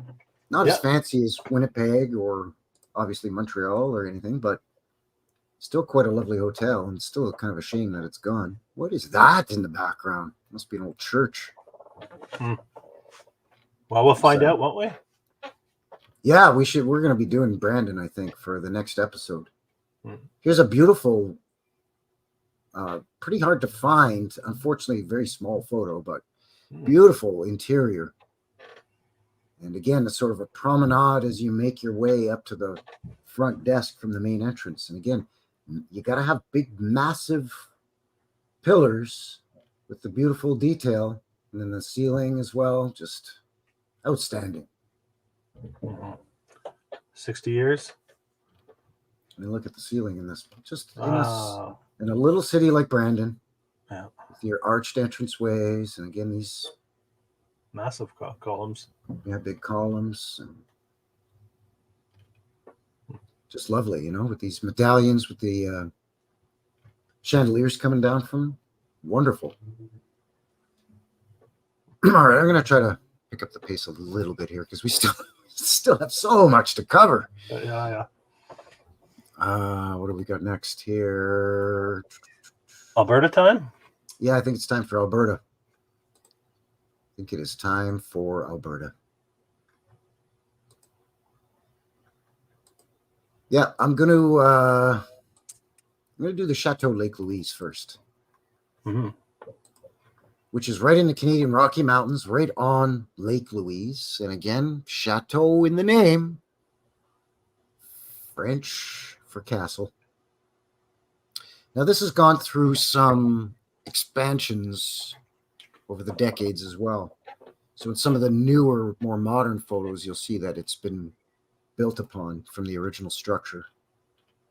This is basically right in the middle of the mountains on a lake, although how this shoreline with these giant boulders on this lake were managed to put in place, I'll never know. But oh no, that's completely natural, Frankie. That shoreline. Yeah, that's a natural shoreline. That's how beaches look in Canada, eh? That's beautiful. Dude, we don't have sand in our beaches here, eh? We got giant rocks. But look at this again, big, huge arches, some kind of crazy open air tower up here. Yeah. I don't know. I guess a 6-sided turret with another little thing sticking out up here. Is this 1800s? This was built. Chateau Lake Louise was built. Oh yeah, and by the way, this is a Canadian Pacific hotel, built in 1890, and it's a Fairmont hotel, CP Rail, built in 1890. Well, a completion date anyway. Mm-hmm. Mm-hmm. Looks a bit murky too, with the destroying by fire and replacing, and it gets so convoluted a lot of these places. Yeah, there was a portion of it that was damaged or destroyed by fire, so rebuilt, but I think that was early on too. So mm-hmm. But you can just see again just the multi-levels of this thing. You've got some grounds here, then you got to go up, the ground slopes upward. Okay, you've got some arches here, and then it slopes upward again, and you've got another level, and then you got to go upstairs to get in. We need some geography. Frankie, we need some geography context for those of the people who have no idea where Lake Louise is. We need to see this. Yeah, let's because it makes no sense. In my mind, it's like, really? They're going to undertake this in the 1800s? Yeah, we're going to build in 1890 that castle-like structure.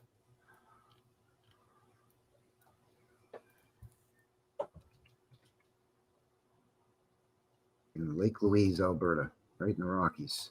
Yeah, right in the Rockies.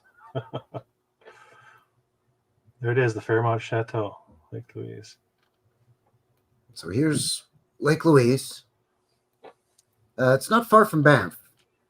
Oh. Banff is over in here. Mm-hmm. So it's a fairly secluded lake right in the mountains. These are big, giant, jagged, snow-covered Canadian Rocky Mountains, anywhere from 10 to about 12,000 feet above sea level. Short growing seasons. And again, you're wanting to build this massive thing, which is really a whole complex. Mm-hmm. This is part of the newer construction, as well as this back here, as well as I think this. But this portion with this and this is part of what we're told, at least, is the original. Mm-hmm. And this with all these different levels of the landscaping here. But yeah, just in the middle of nowhere, right smack dab in the Rocky Mountains. I mean, all this is just snow-covered Rocky Mountains here. So not exactly easy to be building up in this area at all. Yeah. Like, just, it's not like you and a couple of your buddies are going to whack this up in a few over a few weekends over a couple of cases of beer. Why not? Canadian, eh? Well, I mean, I know we're pretty tough over here, but come on. I mean, and then it goes down, and down. So you've got a swimming pool here, and then you get to go to get back to the hotel from the swimming pool area. You've got to go around a huge wall, up a bunch of steps to this platform, then up a bunch more steps, or over here. There's levels all over this thing. Mm-hmm. Here's a modern day photo of it. So this is supposedly the original structure from here to here, and this is all new, added on. But they tried to keep it looking the same. I think some of this was repairs. Some of this portion was damaged, if I remember correctly.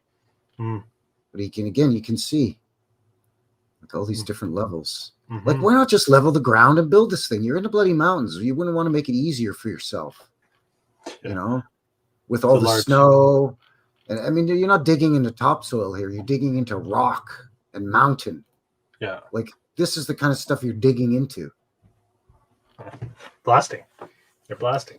So why not just flatten this to make it easier for yourself in the long run? No. So I think that something occurred here that caused some of the land to semi-submerge or semi-bury some of this. Again, there's your giant boulder shoreline around Lake Louise for some reason. Yeah, it's a Sasquatch chateau. Yeah, exactly. Take note of how isolated Banff. This is in Banff National Park, Lake Louise. I think they're anticipating Banff. Their anticipation is building for Banff. Freya's here. Everybody can relax. Freya's made it. Hi, Freya. Welcome. Hey, Freya. Here's just a couple of quick shots of the interiors. Again, no expense spared. With the marble and the gold and the chandeliers and all this rigmarole for the ceiling. Again, big, huge columns and pillars. Grand staircase. Again, the combination of stone and wood, and it's just incredible. Just incredible. So that's your Chateau Lake Louise. I'm trying to delay gratification, but I think everybody's anticipating. There's the drum roll. You hear it? A certain hotel here. But before we get to the pièce de résistance for Banff here, let's quickly go to another mountain park, but this is in southern Alberta. This is Waterton, which is Waterton Park. And this thing is, again, sort of similar to the Algonquin in terms of it looks alpine. It looks like it should be Swiss or Bavarian. Well, you'll see. You'll have to excuse the first photo because it's super tiny. So as I blow it up, it's going to pixelate quite a bit. But very picturesque area. Wow. But yeah, right in the mountains. This is the southern end. This is, let me show you where we're at here, actually. On the goggle maps. Where we are here first. I should get in the habit of doing that right out of the gates. So we're right down in here, Waterton Lakes National Park of Canada. So right in southwestern Alberta, right here's this little dotted line is the border between Alberta and British Columbia. So we are right on this lake. So again, there's nothing here, just mountains, Alberta prairies, and British Columbia, and then down here is Montana and Idaho. So there's like nothing down here, man. Nothing down there. But they can still manage to somehow build this thing in there, which is just incredible to me. Again, looking very Swiss Family Robinson, but just gorgeous. And then you got to have a big giant spire sticking up on it. Again, sorry about the quality of the photo. The setting is amazing. The setting's beautiful. It's stone, brick, and wood, from what if I'm not mistaken. And then, again, you got to have dormers all over it because this steep sloping roof to shed the snow isn't complicated enough as it is. Here's a nice shot of it. Look at this. You think that just takes a guy 5 minutes to do that? You try and build that modern day, it's a massive undertaking. In the location that it's at, too. Like, you have to factor all these things in. Yeah. I mean, and even though this is, carved wood, I mean, that's still not it's not like you could do that blindfolded. And I like how, by the way, too, the whole thing actually is kind of down about 2 feet down in the ground from the sort of grassy area. Like as you come into any one of the entrances, you have to actually go down a couple of stone steps to enter this place. Which is a bad design. Yeah, especially with all the snow. Yeah. Or something happened. And again, just like you said too, Chris, the setting is just gorgeous. This is another one of those secluded hotels that you go to get away from it all. It's not in a big city. Of course, you still want to have some tech on there for some reason. Wow. And then it's stone retaining wall, because for some reason it's all different levels again. So potential mud flutter here on this as well. Mm-hmm. But yeah, this looks like it belongs in the Swiss Alps or something. Definitely ski resort. Nope, Canadian Rockies. It's ours. Look at that. Like this, all of this. It's incredible. Mm-hmm. Just a beautiful place. Absolutely beautiful. All right, try to move it along, pick up the pace here a little bit. Can you hear it? Get the drum roll going, getting everybody all worked up. Let's get to it. Okay, let's do the Hotel McDonald. Oh yeah, nice. Which I have briefly touched on my channel before on a live stream when I talked about Edmonton, and I know you've featured it in your Edmonton video on your channel as well, I think. Yeah, I checked it out in March while I was in Edmonton as well. Yeah. And again, Edmonton here is in sort of central Alberta. It's the capital city. Whoops. It's the capital city here in Alberta. I do plan on heading up there hopefully within the next couple of weeks. So yours truly right over here. Frankie, New West Reset here. Chris at Old World Explorations up over here. And Edmonton is sort of right, pretty much from north to south, almost right in the middle. It's our capital city, but it's much smaller than Calgary. And it's sort of a lot of, again, much like Calgary, oil rigs and farming around here, and cattle ranches. And as mentioned, our capital city as well. And the Hotel McDonald, right in the downtown core in Edmonton, is a CP? Yeah, it's a CP rail. No, it's a former Grand Trunk hotel. So I guess would have made it there purchased by CP. So this thing, they say, was built in 1915. And it's basically in what was in the heart of downtown Edmonton. It's still there. Right off Jasper Avenue. And the nice thing about this one is it also had a funicular as well. One of those incline railways, which are always fun. Yeah. Building, so, 4-year construction time, 1911 to 1915, we're told. So here's the majestic beauty up on the hill. This is the river valley here. This is the Little Red Deer, the Red Deer River. The Red Deer River.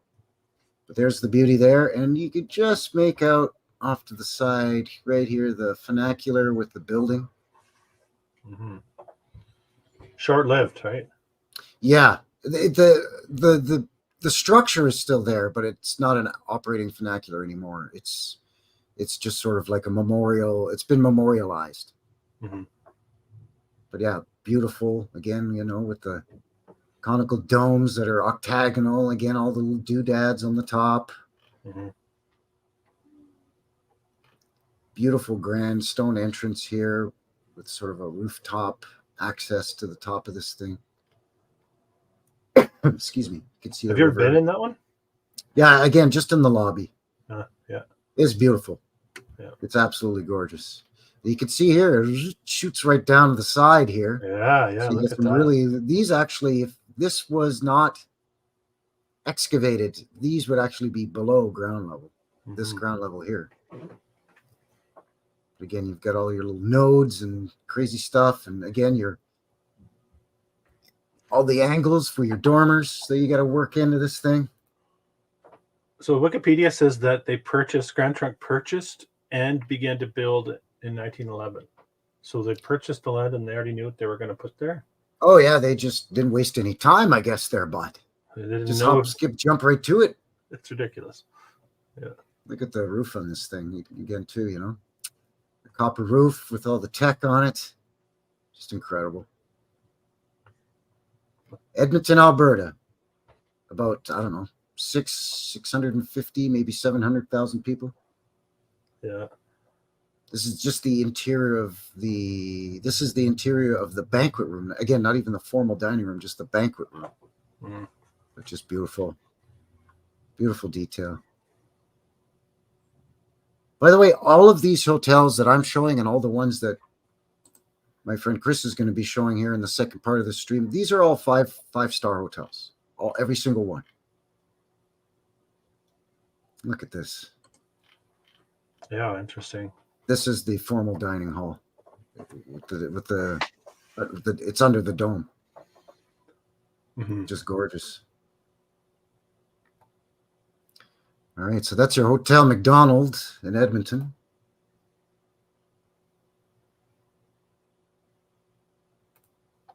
We're getting to it. We're going to do the Palliser in...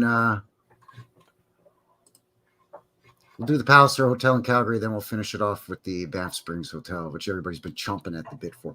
By the way, that hotel in Waterton, I forgot to mention, is called the Prince of Wales Hotel, which can get confusing because in Canada and in the UK, between the two of us, there's a couple of dozen Prince of Wales hotels, of course.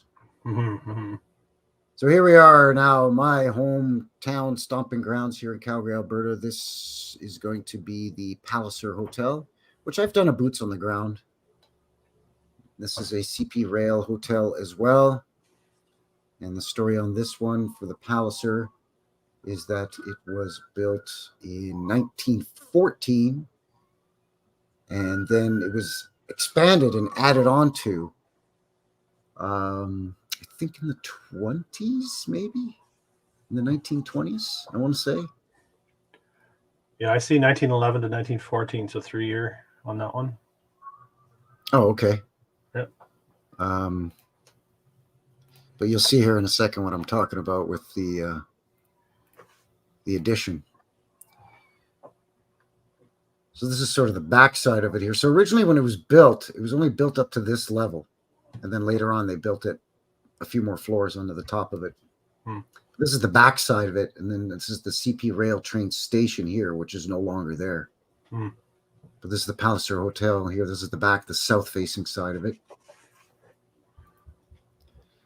This is the north-facing side.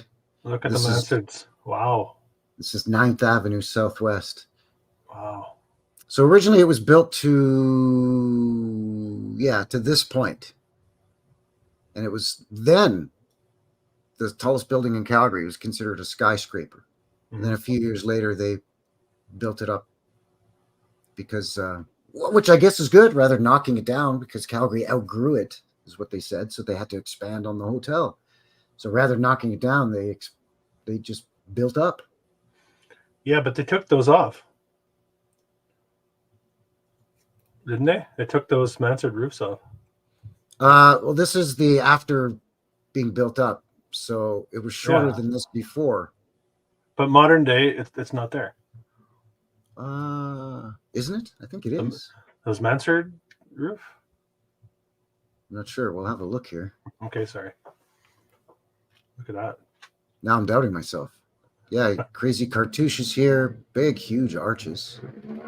And lots of these little bijou balconies and stuff. And like when royalty or big government, big shots come to Calgary, this is where they stay. Of course. And this is glass and wrought iron, held up by a couple of lions' heads, of course. Mm-hmm. And then these recess down, starting over here about 2 feet, but by the time you get to this end, it's about 7 feet below the sidewalk level here. There's actually arched doorways that go under these stair bridges here. Par for the course, old world. Yeah. Yeah, exactly. Look at that.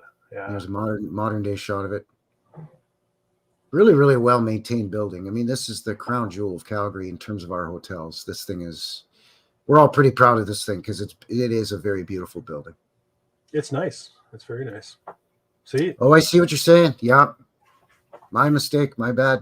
They squared them off. At some point during the renovation, because you could see the line where they stopped building right here. Mm. And then they added the additional floors. So yeah, they've changed the roof line since. I didn't even notice that. Thanks for pointing that out, bud. It's crazy. They do that a lot. They take the tops off, put them on, and they take them off real quick. Yeah, exactly. This is the ballroom inside the Palliser Hotel, and there used to be a broadcast on CBC radio every Sunday. There was a live jazz band that would play here starting in the 20s, right through to just before World War II. And they used to broadcast live. Not Sundays, every Saturday night out of this ballroom all across Canada. Oh, yeah. And it was live jazz music, and they would have, well, ballroom dancing, jazz dancing, I guess. There's another shot. Obviously, no question as to why anybody would want to get married in here. It's beautiful in here. I mean, just a gorgeous setting. It's a modern photo, but I just, with the black and white, sometimes you can really see the detail a lot better in black and white with the shading and the shadows. Mm-hmm. But yeah, beautiful. Again, this is just the informal dining room.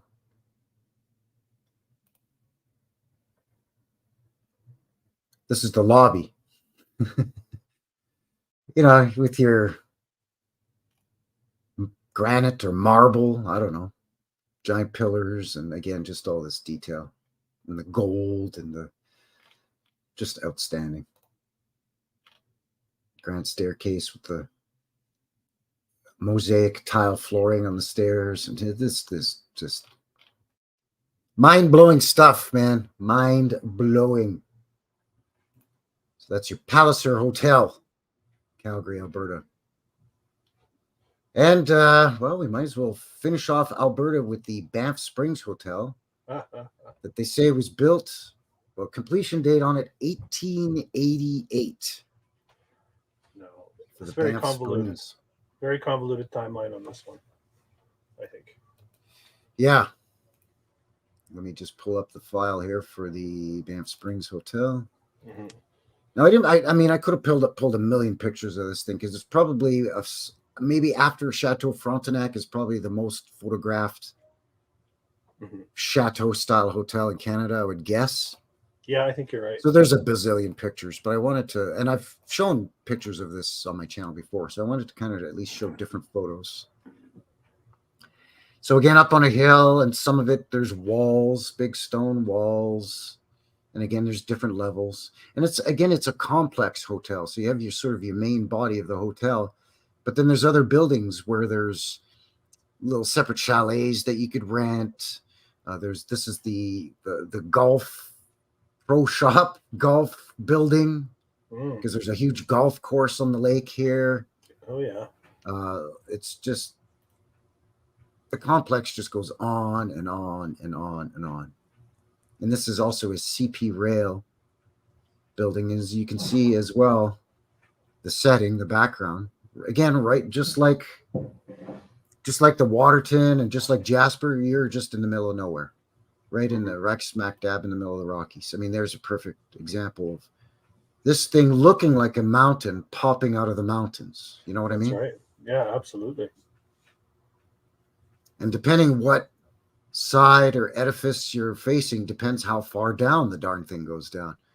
Like in this front lower section here, it goes down like 5 or 6 more floors compared to other parts of the structure. So it's absolutely amazing. And again, that trademark, what they say, has become sort of the Canadian architectural style of these chateau hotels. You can see all the other buildings. There's chapels, there's ways you could rent. The golf course, this is taken from the golf course. You can see you got levels here, then more levels, then more levels. Yeah, looking at the Wikipedia, they're saying the original 5-story hotel burnt down.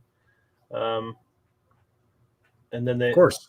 1914, the main tower in the middle was built, and then 1927, they're saying the wings were added on, but just within single years, they're telling us. Yeah. So not enough info. I don't buy it for 1 second. I think this is an old world building. I think this thing has been here for a long time. And it looks like it's made out of red brick, but that's actually stone. Yeah. And it's so aged that it's changed color, which is another reason why I think this thing is really old. But can you imagine, like here's a beautiful shot of our frigid Canadian winters, very frosty. Picture -20 Celsius. So we're getting around what, -10, -15 Fahrenheit. It's pretty cold. Imagine trying to build this thing in this setting. Just all the obstacles you'd have to overcome. Scaffold's covered in an inch of ice. Yeah. You don't really want to step on it because you're going to go flying. And the railway tracks aren't actually that close to this hotel. They're about a mile away. So you would still, even if you could say, well, they brought in all the building materials on the train. Well, sure, of course. But then he still had to get it from the rail up the side of this hill at the base of this giant freaking mountain and build this thing. And get it done in a year each time. Like, it's ridiculous. And again, you could see here sort of the coachway for the coach house. I think this is the old coach house here. Oh, yeah. But yeah, you could just see stone and sandstone again. And it's just this thing again, it goes on, and there's walls and levels. This thing is just absolutely incredible. Haven't they done G20 summits there? Yes, they at least one that I know of, but probably more than one. Mm-hmm. Is that the last one? I think that might have been the last one for Banff Springs Folder, believe it or not. Yeah, it was. Yeah, Banff's a real, again, a narrative buster, and one that deserves a closer look for sure. Yeah, the Banff Springs is just, it's a head scratcher. Absolutely. Hey, Taft, how are you? Taft Hardington. Good to see you from Southeast Texas. Don't mess with Texas. Taft Hardington, that's a hell of a name. I like that. Do not mess with Texas. Paul John Stone, welcome. Good to see you. Lion's heads are pharaoh. Oh, okay, there you go. Represent the pharaoh.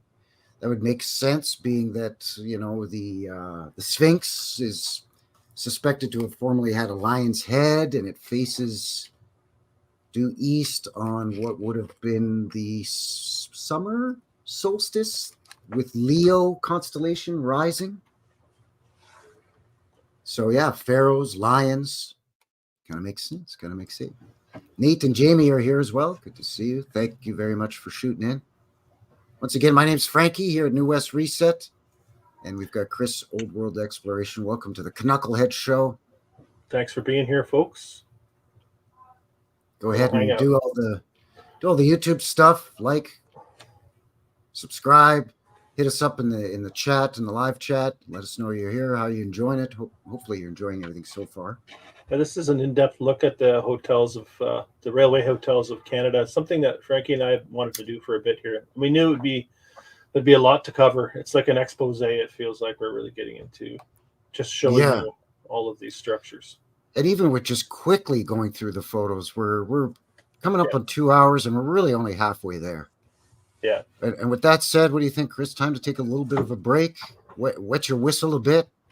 Sure. And then we'll come back, and you can share with us your mind-bending files of what you found for Nova Scotia, Ontario, Saskatchewan, British Columbia. Yep. Sounds good. All right. So I've put together just a quick little video here. And this one is going to be actually, excuse me, footage from the 1930s, if I remember correctly, early 30s. So right in the height of the Great Depression, which also occurred here in Canada at the same time as the US, the dirty 30s. And this is of the aforementioned and slobbered all over Banff Springs Hotel. So it's a quick one. We've got about 2.5 minutes or so. and then we will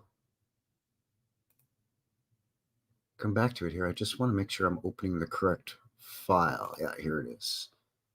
So yeah, just a couple minutes, and then we'll be right back. So stay tuned. Thanks a lot. We'll see you in 2 shakes.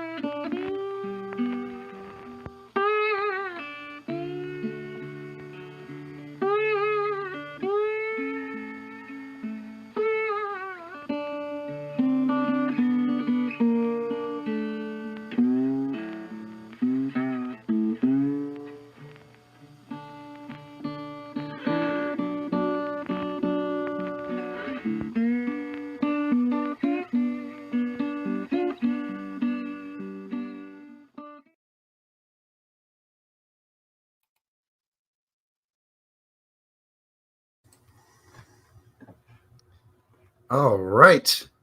And we are back. What did you think of that? That's pretty some sweet strings there. Like when you oh yeah, that guitar is great. Yeah. That's in fact I saw in the chat here, Joe King, that's my jam. Yeah, me too. Hey, Machiavelli's here. Hello.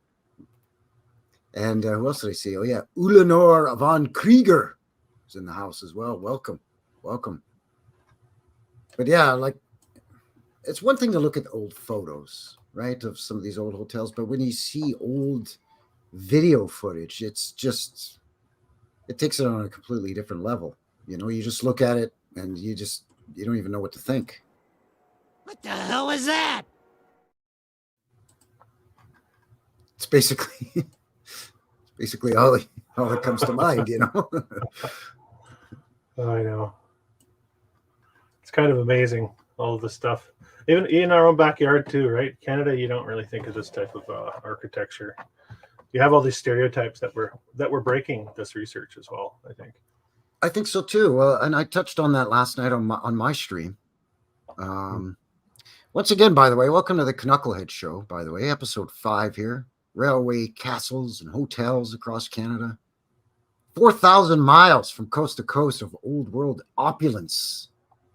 Going east to west here, looking at hotels built supposedly by the 2 main and 1 sort of third player in the hotels here, the railroads, CP Rail, Canadian Pacific, CN Rail, Canadian National, and the Grand Trunk Railroad.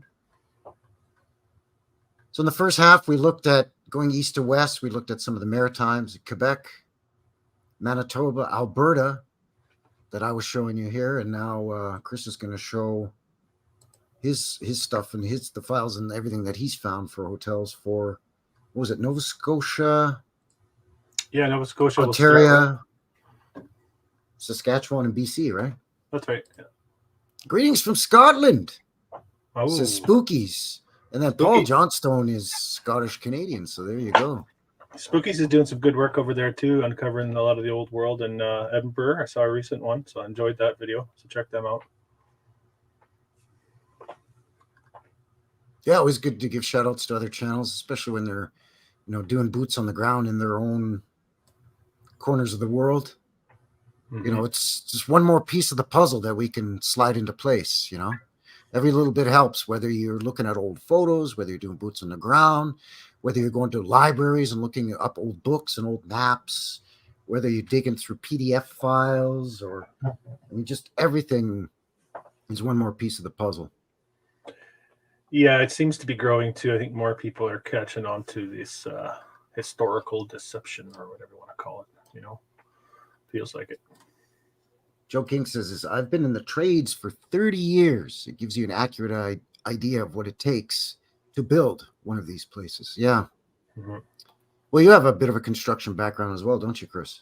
Yeah, I got a couple of decades under my belt too, and it's one of the reasons I got into this, because the disconnect between what's possible, or what should be possible according to our historical narrative, and what we're actually seeing is so far apart. Right? There's something we're not being told.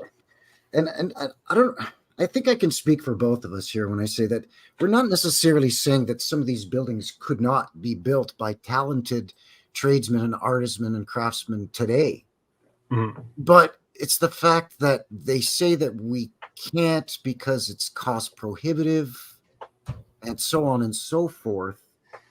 But then you look at the official narratives of some of these buildings, and even just today on this show, 1 year build time, 2, 3 years, maybe 6 years, Mm-hmm. It's why the lie? Right? We couldn't build a modern, 12-story modern hotel, like a cheap, I don't know, Hilton. Yeah. In 2 years with all of our modern day technology. Yeah. That's what we're really calling into question more than anything. It's like, what? They built that in the Rocky Mountains in 2 years. Mm-hmm. Then that begs the question: why the lie? Why the deception? Yes. And you have to ask yourself, well, you can't just say, well, maybe they just lied about the date, but everything else is on the up and up, right? They're lying about everything, folks. Everything. That's how I look at it, anyway. That's right. I mean, it's at this point, it's like trying to pick pepper out of gnat shit, or gnat shit out of pepper, however that expression goes. I mean, it's purposely done where they mix truth with lies and half truths with half lies.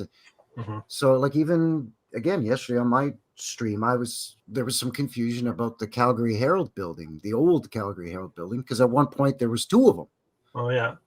They housed both buildings at separate times in their history, and then one of them was brutalist facaded in the 60s, and then they were torn down at different times too. So it adds chaos to confusion in a lot of ways to the main narrative too. So I'm thinking, if I'm just confused now, 50 or 60 years later, what's it going to be like in 100 years for some of these old buildings? Well, and then systematically erasing them from our past. They're not praised in our history; they're buried. They don't want us to find a lot of the ones that have been torn down. Mm-hmm. They don't want us looking at it. They don't want us to marvel at the architecture. That's how I feel. That's right. Yeah. Taft is asking, any idea why this type of architecture is no longer built? Most people say it's too expensive, but like, it's always been expensive. And there's no debts. That's right. I mean, it's we don't do it like that anymore because there's not enough money. Really? You bastards just print money all the time. So don't tell me there isn't any money. And don't tell me there isn't a workforce. There's people out there looking to work, want to work. There's some people that'll take on a second job. Yeah. Just to get the extra income. Especially young men in their mid to late 20s, they're perfectly capable of working 2 jobs, a full-time job and a part-time job on the side. Yeah. We're also at a time where a lot of the building materials are petroleum byproducts, right? So it's coming out of the petroleum industry, which was the whole Rockefeller thing coming out of the early 1900s. We have all these, polystyrenes, and we have all these adhesives that it's so intricately woven with the petrochemical industry. Right. Yeah, and the modern day robber barons, basically, right? Exactly. Yeah. So it's A whole different Well, psychology and philosophy. basically what they do is they give us a couple of half-assed excuses rather than actual reasons. They say, oh, it's cost prohibitive, or oh, people worked harder back then, or oh, tastes change and styles change. Mm-hmm. So you mean to tell me that the average Joe or Jane Blow walking down the street in any city anywhere in the world would prefer to look at a glass rectangle building than some of these beautifully decorated, ornate structures of the past? Mm-hmm. Everybody's tastes have changed to where we prefer glass and concrete monstrosities over these old world beauties. I don't think so. No, it's the aesthetics is completely different energy. Yeah. It's completely different energy. Yeah. Yeah, exactly, Freya. She says they act as if it's out of fashion. Yeah, my thoughts precisely. Yeah, 12-hour work days, 6-day work weeks. Mm-hmm. Crazy excuses. Yeah. So what do we got here, my friend? What's all right? So we're gonna what have you got in store? Everybody, by the way, everybody, get the teaspoon that you were using to slurp up some of the deliciousness I was showing. Get rid of that teaspoon and grab yourself a big tablespoon or a soup ladle. Stop. Because you find some good stuff, my friend. I don't know. I found a few interesting things, but you always find some great photos. So that's what I've been waiting for. I enjoyed your walk through the country. You guys can walk with me now, east to west, and I'll show you what I found for hotels. So we started in Nova Scotia with my somewhat glitchy Google Maps here. A little bit of a different version. We have to thank Google for everything, don't we? Maps and search engines and all these things. So we're looking at Halifax. And you know what? The funny thing is, for some reason lately, in the past few months, Google and StreamYard don't get along.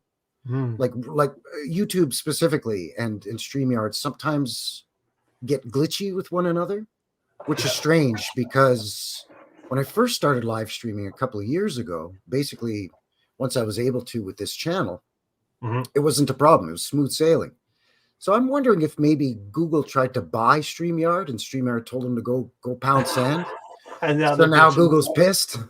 Now they want everyone to go Zoom because they have a partnership with Zoom or something like that. Yeah, who knows, right? You never know. Yeah. So we started in Halifax, Nova Scotia on the East Coast. This is the Westin Nova Scotian Hotel here. You can see the grounds of it are pretty spectacular. You got a statue up front. You got some symbolic geomancy, I think, isn't that what they call that? Is it? with the pathways and the sure, yeah, geometric design. Yeah, it's a 2-year build time, 1928 to 1930. 2 years, right in that. They finished it off right as the Great Depression took hold, I guess. Ooh, just made it. Just by the skin of their teeth, right? Yeah. This is the RMS Olympic up here. Or is it the Titanic? Well, that's worth another video in itself, I suppose. But so you have a shipping dock, and I'll be ending my presentation with a shipping dock in Victoria as well, on the other side of the country. So not only is it a railway hotel with access to the is it CP or CN or Grand Trunk? Oh no, it's CN. Nova Scotia. CN Railway, yeah. So you've got ship access and train access as well as street access. That's right. Yeah. And here you have probably trolley access too at some point. So this thing was hooked up. There's a trolley up front there. It's looking like the 30s possibly. Beautiful. So if this was completed in 1930, this photo, maybe from the 40s actually. What do you think? Yeah. Automobiles. I would say early 30s. This is pre-war, pre-WW2. So this would have just been built. This does not look like a new building at all. Even just the way it's landscaped and all that, timelines don't make sense as usual. Yeah, judging by those cars, those are late 30s cars at the youngest. Yeah. 310 rooms, 15 floors, they're saying. Interesting. Cyril is in the house. Good to see you, Cyril. Welcome. There it is. Now you can see it's been built onto here with the box. A couple boxes appear. Try to make it look a little Yeah, fancy. yeah. Yeah. Oh, so it's a Westin hotel now. Okay. It's a Westin Nova Scotian. Yeah. Yeah. So that's why they've started to brutalize it a little bit. It's because it's not a Fairmont hotel anymore. That's right. Yeah, you can see some differences here. This is new out front here. But you see, as Freya and Terry in the chat were saying, tastes have changed to this. That's what people prefer now, the blocky stuff.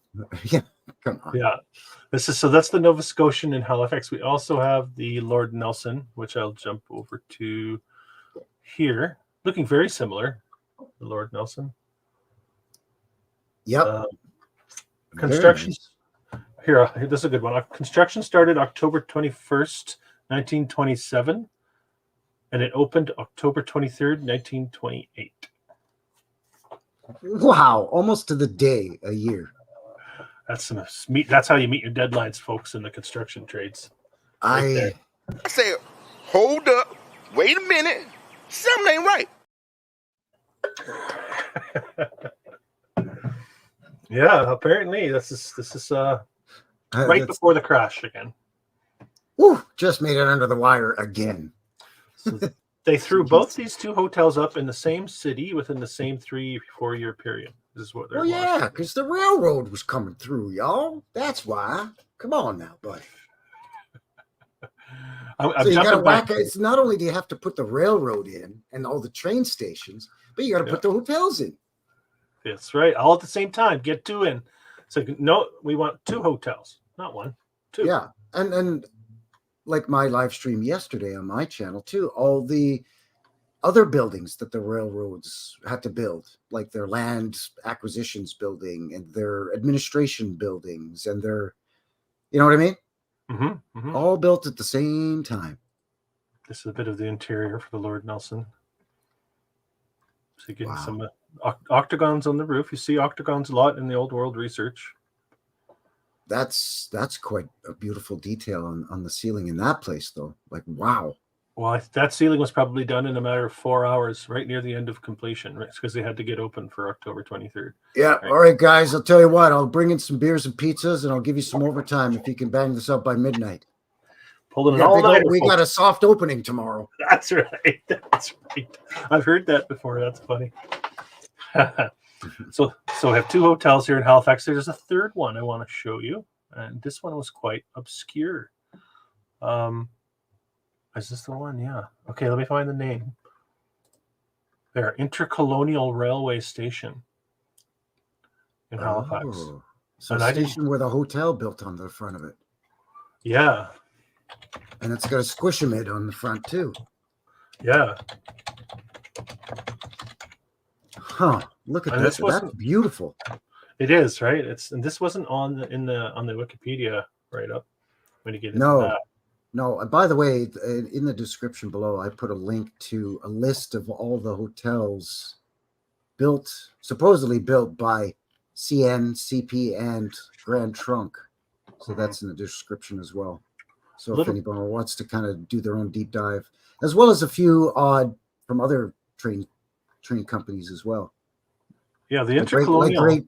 Like Great Northern Railroad, for example. Anyway, sorry, go ahead. Yeah, no, this one, the Intercolonial Railway, was a rail line that operated from 1872 to 1918, connecting Nova Scotia, New Brunswick, Quebec, and Ontario. I'd never heard of it. Me neither. So all the maritime provinces that are not islands. So no Prince Edward Island and no Newfoundland. Not that I could see there, no. Okay. That sort of makes sense. I wonder why they didn't go down into the States, though, into Maine or New York or Vermont. It's right there. I wonder. Here's a nice rock wall for you here on the side, if you can see that. Yeah, there's a freaking train car beside it. That's how big that rock wall is. Yeah, it's pretty massive infrastructure for an early time period. And then 4 clocks on the tower on that hotel, by the way, too. Mm-hmm. Oh, jeez. Yeah, right here, same one. Yeah. So this must be. That's a weird. So the street level slopes up really funny on the right there. Yeah, here, yeah. And it comes up here and looks like you can access from the street here, come down the stairs into the train. Yeah. Here. Yeah. I think you're right. Very interesting. That looks like sort of the cab, like the horse, like what they call a hansom cab, I guess, in New York. The horse-drawn cabs pull in there into the front, and then, like you said, you can come down the stairs and then catch one of these horse-drawn taxis. Pretty quaint. So maybe whipping people back and forth between different train stations or hotels or different parts of the city. Interesting, right? Because it's much lower down in the ground than the other building to the right, the big building there, the gray one. Yeah. Whatever that is. Yeah, that's my Halifax file. That's Nova Scotia. That's what I have for Nova Scotia. Jeez, that thing's crazy. That's nice. It's kind of buried too, right? This is obscure. Hard to find this one. So that was one of my little gems that I dug out. Covered breezeway revival style. Yeah. Oh man. All right, I guess since we're going east to west, I'll hit Ottawa first, then I'll hit Toronto. I pulled two out of Ottawa, the two big ones, really, out of Ontario. Okay. So we're going to start with the Laurier. Yes. The Chateau Chateau Laurier. Yes. Which is right at the heart of Ottawa, as we'll see here. Let's start with this one.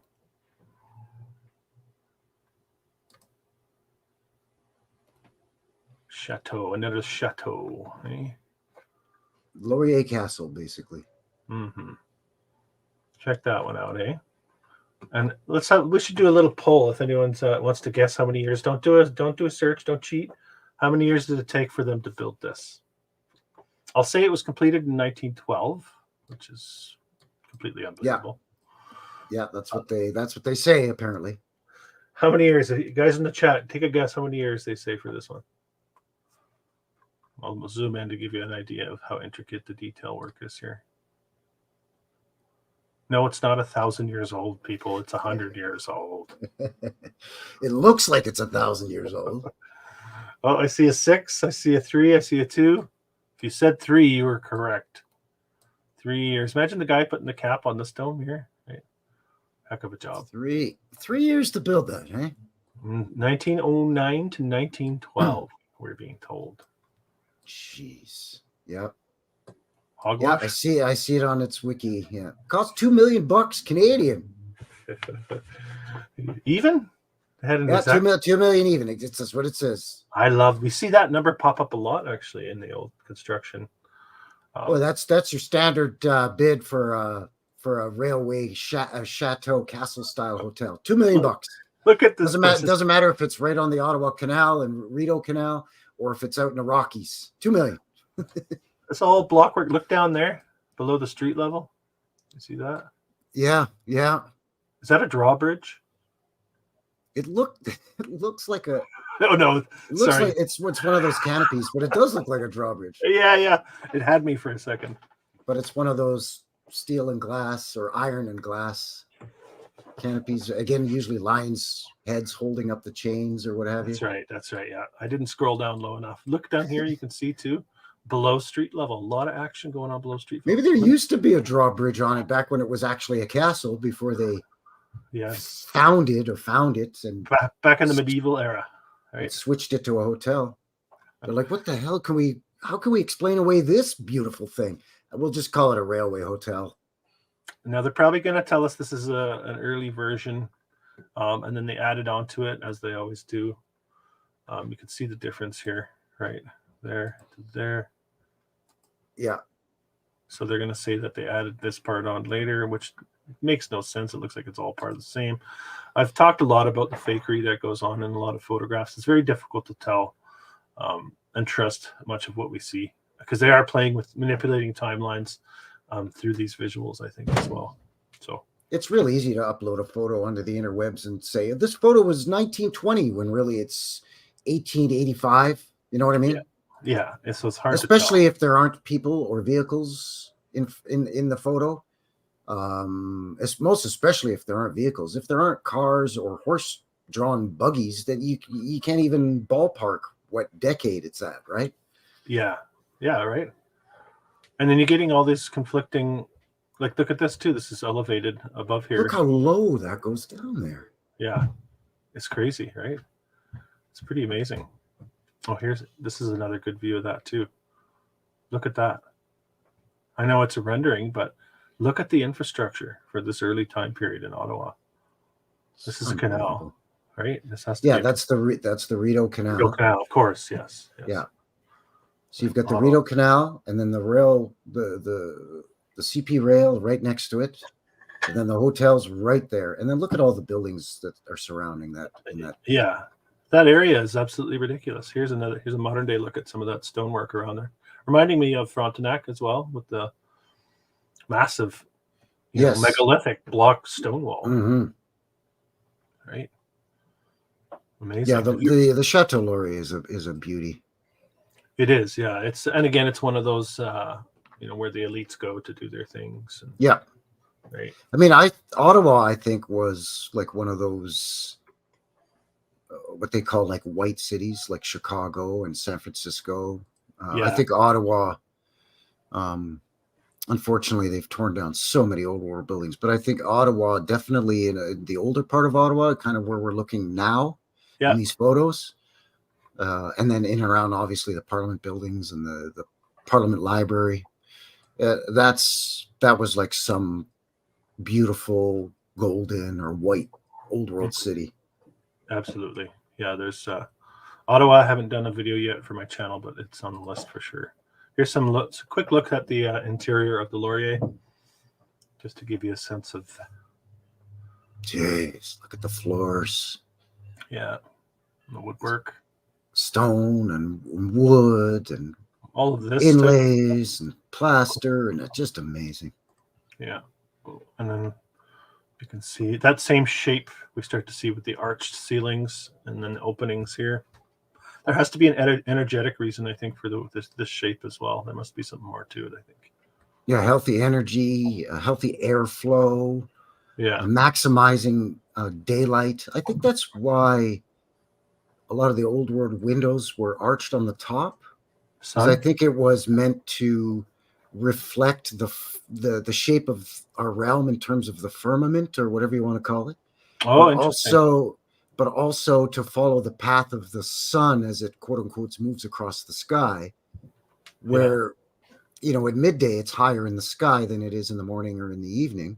Mm-hmm. And then depending on what time of year, here in the Western Hemisphere or in the Northern Hemisphere, in our winters, the sun is lower in the sky, and in the summers, it's higher in the sky. So as it arcs across the sky, you get more direct sunlight because the top of the window is got an arch to it. Mm-hmm. Just kind of a theory. No, it's interesting. Yeah. Okay, so that would be the Chateau Laurier in Ottawa. Look at that on the outside. Jeez. All the way up here. And nodes. The nodes are shaped like little gargoyles too. They're not just like the nodes you see on the churches. They look like little heads or something. Oh, yeah. 3 years, 1909 to 1912, or so we're told. Jeez. Okay, on to Toronto. Let me just set that up for you guys. How's the chat looking over here? Oh, yeah, everybody's minds are blown. Terry says my brain hurts. Stop saying unreal. Yeah. Millennial reign. I've definitely heard that hypothesis. Yeah, that's interesting for sure. Yeah, I think there's good chance there's something to it. Okay. Yeah, we're heading to Toronto now, Paul. Yeah, that's right. Formerly known as York. Yes, and we're looking at the Royal York. Right. Yeah, there you go. The city of York and the Royal York. Massive. This looks like it belongs in New York City, speaking of York. Mm-hmm. Yeah, but you know how long it took to build? Brace yourself, everybody. Should we do the guessing game again? Don't cheat, guys. Don't cheat. How many years? How many years are they going to tell us? Don't cheat. We'll give you a hint. It opened June 1929 is what they say. Probably at least 15 years to get this one finished, right, guys? You'd think 15 or 20. I mean, it's big. And Toronto's the biggest city in Canada and one of the biggest cities in North America and one of the biggest and oldest in North 28 America. floors, guys. 28 floors. Okay. 2 years. 1927 to 1929. 2-year time period. Doesn't anyone notice this? I feel like I'm taking crazy pills. It's a 2-year time, 20. So how many? That's more than what, a floor. Yeah, more than one floor a month, and that's to take it to completion is absolutely absurd. Absolutely absurd. But we know it to be true. Paul says he's been there. Terry says she stayed there. Oh, yeah. But we know the story is true because they provide us with these types of wonderful construction photos to prove that it was built at that time period. So there can be no doubting that historical narrative when we give us construction photos like this. This thing's massive. My God, look at the size of that thing. And they do say it's the biggest one. Yeah. Oh, it's definitely the biggest one. I mean, come on.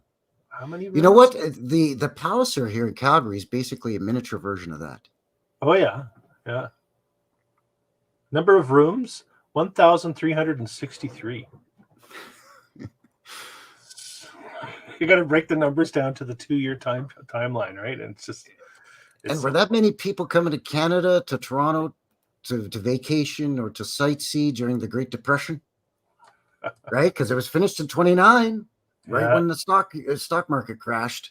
Well, maybe that's why it crashed. All these buildings were going up and the money was just flying around. And then they realized, oh, man, we made them too big and too beautiful. Yeah, that's right. We should have scaled them back. We didn't need the extra 5 floors and the Antiquotech on top. There they are. A royal pair at the Royal York. Who is that? Oh, Queen Elizabeth II. Liz and Philip. Yeah, Prince Philip. Okay, yeah. Liz and Phil. Lizzie and Philly. God rest their souls, right? If they had any. That's right. Although, as much as I'm not a fan of the monarch and all that, I'm kind of a King George V fan. Oh yeah. Is there a particular reason, or just I don't know. He did? He just seemed cool. Wasn't he cousin? You know, he was Victoria's grandson. He's the cousin to Tsar Nicholas and all them. And during WW1, I found old World War I footage of him inspecting the tank brigade for the British Army Infantry Division. Okay. Yeah. And you could see bombs going off in the background, and he's right there. He doesn't give a shit. He's like, yeah, I know there's a war, but you're the king. Yeah, I'm not going to hide away in the Scottish countryside. He was like right there. So I'm like, okay, I can, you know what? A guy can tip his hat to you a little bit there, King George V. You're still pretty bad, but not as bad as the rest, I guess. Well, you never know. At least he didn't tuck tail and run like a coward. Right. That's right. There's the octagons again on the ceiling. Jeez. Seeing that. Like, how long would that take, man? That was in the railway catalog, right? Those octagonal coffered ceilings. That was you order those from the Sears catalog, or here the Eaton's catalog in Canada. Yeah. So remember, 2-year timeline to build this. Over 1,000 rooms, 1,300 rooms, 28 stories, 2 years. Man, that makes you feel small as a construction worker in modern day. It really does. Right in Toronto, which, by the way, is right on Lake Ontario. So you can imagine the winters and the whipping cold wind blowing off of the second largest Great Lake. Mm-hmm. So again, you've got to subtract a couple of months off of each year of your build time where, especially initially, like once you're doing interiors, you can work year round. But when you're digging the foundation and stacking blocks and pouring concrete and whatever, you can't do a lot of that in the winter. Not as easily anyway. Mm-hmm. Not like today. Today they wrap, a building in tarps and they get these propane heaters blowing in there and everything's hunky-dory. They can work year round. But back then, I'm sure they did work year round, but it was a lot more of a challenge. Sure. Yeah. I mean, it's hard to really envision what life was like back then because I think we're getting so many contradictions Yeah. of what we're seeing and what we're being told. And Whereas if these buildings are older than we were told, and the Mhm. climate was slightly different back then, where there wasn't such severe weather patterns, then perhaps it wasn't quite as cold this far south in Canada and into the northern United States. Maybe it was only colder kind of up in the northern territories closer to the Arctic Circle. Mhm. And Different climate, right? yeah, slightly different climate, not quite as cold in the winter, maybe not quite as hot, like the high 30s Celsius in the summer. Yeah. So therefore, back when we are sort of supposing that potentially these were built prior to when they say, far enough back that maybe the weather patterns and the climate was a little easier too. Yeah. I think so. I think you're onto something there. We're moving on to Saskatchewan now.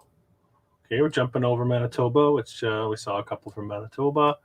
Saskatchewan, the favorite province to say, I always think, Saskatchewan. Absolutely, especially if you're from Saskatoon, Saskatchewan. Which will start with Saskatoon. And we'll be looking at the Bessborough Hotel. I'll just line that up here for you. And I did feature this one in my Saskatoon video as well. And Saskatoon, again, right smack dab in the middle of the bald ass prairies. This is wheat country. Yeah. Wheat, barley, oats. This is Canada's breadbasket. Alberta and Saskatchewan, most especially Saskatchewan. A little less cattle ranches in Saskatchewan. So a lot more of the grains grown into some corn as well, some corn in southern Saskatchewan. Picture Kansas. That sort of idea. Look at this thing in the bald ass prairies just jutting out like a sore thumb. This is the Bessborough. They say they broke ground in 1930 and it opened in 1935. So they're given a little bit more time to complete it. And which is ironic because it's so flat in Saskatchewan. But it takes longer to build than it does in Banff, where it's mountains. That's true. Good point. What the hell? But we know it to be true because they give us a construction photo. Yes, of course. That doesn't look at all like somebody used a Sharpie and a ruler. Oh man! And again, okay, so the build date on this thing is they're saying what did you say it was? 5 years, 1930 to 1935, 5 years. So 1930, why is there still in this construction photo a hoist rather than a crane? We should have steam-powered cranes by the 20s and 30s easily. In fact, gas-powered cranes by then. But that's not even a crane. It's a hoist. It's like a counterweighted. Yeah. You know what I mean? Yes, I mean, I think these are forgeries. I really do. They look so silly. To my eye, they look so silly. Like, this is absolutely absurd. Nobody built this. Like in the foreground at the base of the construction job on that photo that you're showing right now, we should actually be seeing diesel building equipment, diesel earth movers, backhoes. Sure. In the 30s. Steamrollers. I mean, in the 20s and 30s, that stuff was already. So where is it all? No, just got some lines and a hoist. Yeah. Well, we're hard up here up in Canada's north. We're hard. Well, we know we're a bunch of tough lumberjacks up here, eh? We know how to do it right. All right, let's get to modern day. So they're looking from above. You can see the shape of the building. So what do they say about this? This is a 10-floor building. Really, let's get to another look at it. But it's ticking those boxes, the conical domes, the dormers. Yep, it's got that sort of Gothic revival, is what they say, style to it. Yeah. Again, this looks like it belongs in like Germany or Paris, France or something, or not in the prairies of Canada, Not Saskatoon, Canada? And no offense to Saskatchewanonians, Not at all. Saskatchewanites. Not at all. We love I love my Saskatchewan neighbors to the east of me. Saskatchewan's a beautiful province. Saskatoon, Regina, beautiful cities. Yeah. Nicest people you'll ever meet. Salt of the earth. Good down to earth people. So yeah, we're not making fun. It's just that by the official narrative, ain't nothing going on in Saskatchewan. Bald ass prairie where you can watch your dog run away for days and no man can leap to his death. That's how flat it is. Yeah. And they built castles for hotels in the 30s. But yeah, for some reason there's old world castles there, smack dab in the middle of the prairies. With those turrets on the top. Jeez. Look at that. Who's the genius that decides to build a hotel right after the Great Depression as well, right? Well, the Canadian Railroad, of course. Of course. They were unaffected, they'll say. That's the Bessborough Hotel in Saskatoon. So we're going to hop just a little bit further south of Saskatoon to Regina, which is the capital of the province. I'm right. Am I correct on that, Ricky? Yes.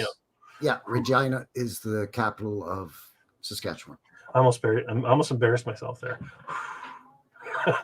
Okay, so Regina is named after Regina, right? It's like the Queen. Is that another name? Yeah. Okay. Everything here in Canada is named after either a king, a queen, or a prince, or a duke. Mm-hmm. Just because we're part of the British Commonwealth for so long, right? And we're still very closely tied. Yeah, exactly, Trippy. Yeah, Commonwealth. You bet. The Canada officially is the Dominion of Commonwealth Provinces of Canada. Mm-hmm. That's a mouthful. It is. I always get a history lesson from you whenever we do these. I enjoy that. Just these goofy little sound bites that get stuck in my head, and for some reason I remember them. Internet person says, Regina, the city that rhymes with fun. True. Opened in unacceptable. Sorry to interrupt. Unacceptable living is visiting us here. Scarborough, Ontario. Welcome, Scarborough. Yeah, they have the wealth, and we're the commoners. Exactly. Sorry, go ahead, my friend. Sorry. No worries. I'm just looking here. I can't even find a start date on this one. They just tell us it was opened in 27. This is which one again? Sorry. This is Hotel Saskatchewan in Regina. Yeah. It just says open. Yeah, it just says open 1927 history, yada, yada, yada. The hotel's opening in 1927 meant the government house was no longer needed to accommodate official guests. They used to stay at the governor's house, and then they decided, I'm tired of having sleepovers. Can you build a hotel there, Railroad? Sure, we'll whack up a quick little hotel, and then they built this giant castle. 224 rooms. Yeah. Look at this. Is a fantastic construction photo. This is quite clearly drawn in, as far as I'm concerned. This section here. None of it looks genuine. Yeah. Come on. Quite and again, clearly. hoists. Yeah. As mentioned earlier in the chat, who was it that mentioned it? Just scrolling up here quick. Somebody was saying like there was definitely steam-powered, like steam shovels and stuff in the 1880s. Yeah, it's actually 1850s or 1860s, actually, I think. Yeah. So definitely by the 1880s. Mm-hmm. So, yeah. Hoists being used in the aughts or in the teens or 20s. Oh yeah, there it is. It was Philip Henry. Yeah, steam in the 1880s at least. Exactly.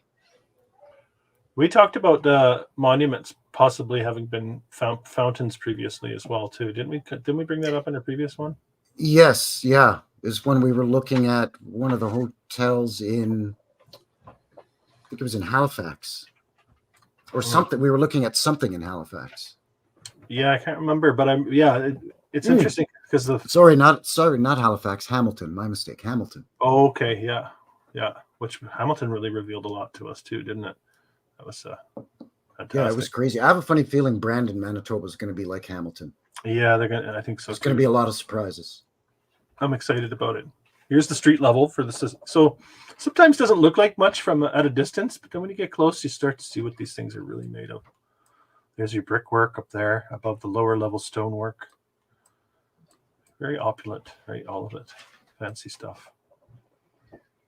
And Phil Henry coming in hard and heavy with the info. Regina originated as a hunter's camp. It was known as Pile of Bones for the heaps of bones left there after skinning the animals that were hunted, I guess. Renamed Regina, which is Latin for queen, after Queen Victoria. Of course, so good old Queen Vicky. Yeah. Lots named after her in Canada, isn't there? Victory, right? Victory. Yes. Hmm. I wonder if she was. We are amused. We are delighted at the appearance of this fine hotel. Came for the grand opening, probably, to cut the ribbon. Maybe. No. So I'll show you the previous version. Okay, this is what I was talking to you about before we broadcast today. This is the Hotel Capelle. Okay. Yeah, it's not on any of the big lists, right? So apparently we're told they never completed it, but they got the steel structure up in it. Here, I think I did snip. Chateau Capelle was a Grand Trunk Pacific Railway hotel planned for Regina, Saskatchewan. Construction started in 1913. Because of labor and material shortages and bankruptcy, the railway stopped the project. Scottish baronial style. There it is. Yeah, of course. Got to have the Scottish baronial with a little French flair, even though we're a British Commonwealth. What? Right? Okay, Scottish and British, I get it. UK, sure. Yeah. But we have such a heavy French narrative in Canada, too. And not even necessarily just in Eastern Canada. I mean, there's little French hamlets and little towns all through the prairies. Mm-hmm. And I'm sure in BC. So look, for 10 years, the 5-story high steel skeleton became an embarrassing eyesore for the city. So eventually, they just left the steel skeleton. Yes, for 10 years. That blew me away. That's why I snipped it. Like, this is what the? That doesn't make any sense. Then they turned it into a museum. The Royal Saskatchewan Museum now apparently is on the same spot that was. But this is pretty amazing. Look at this. So this.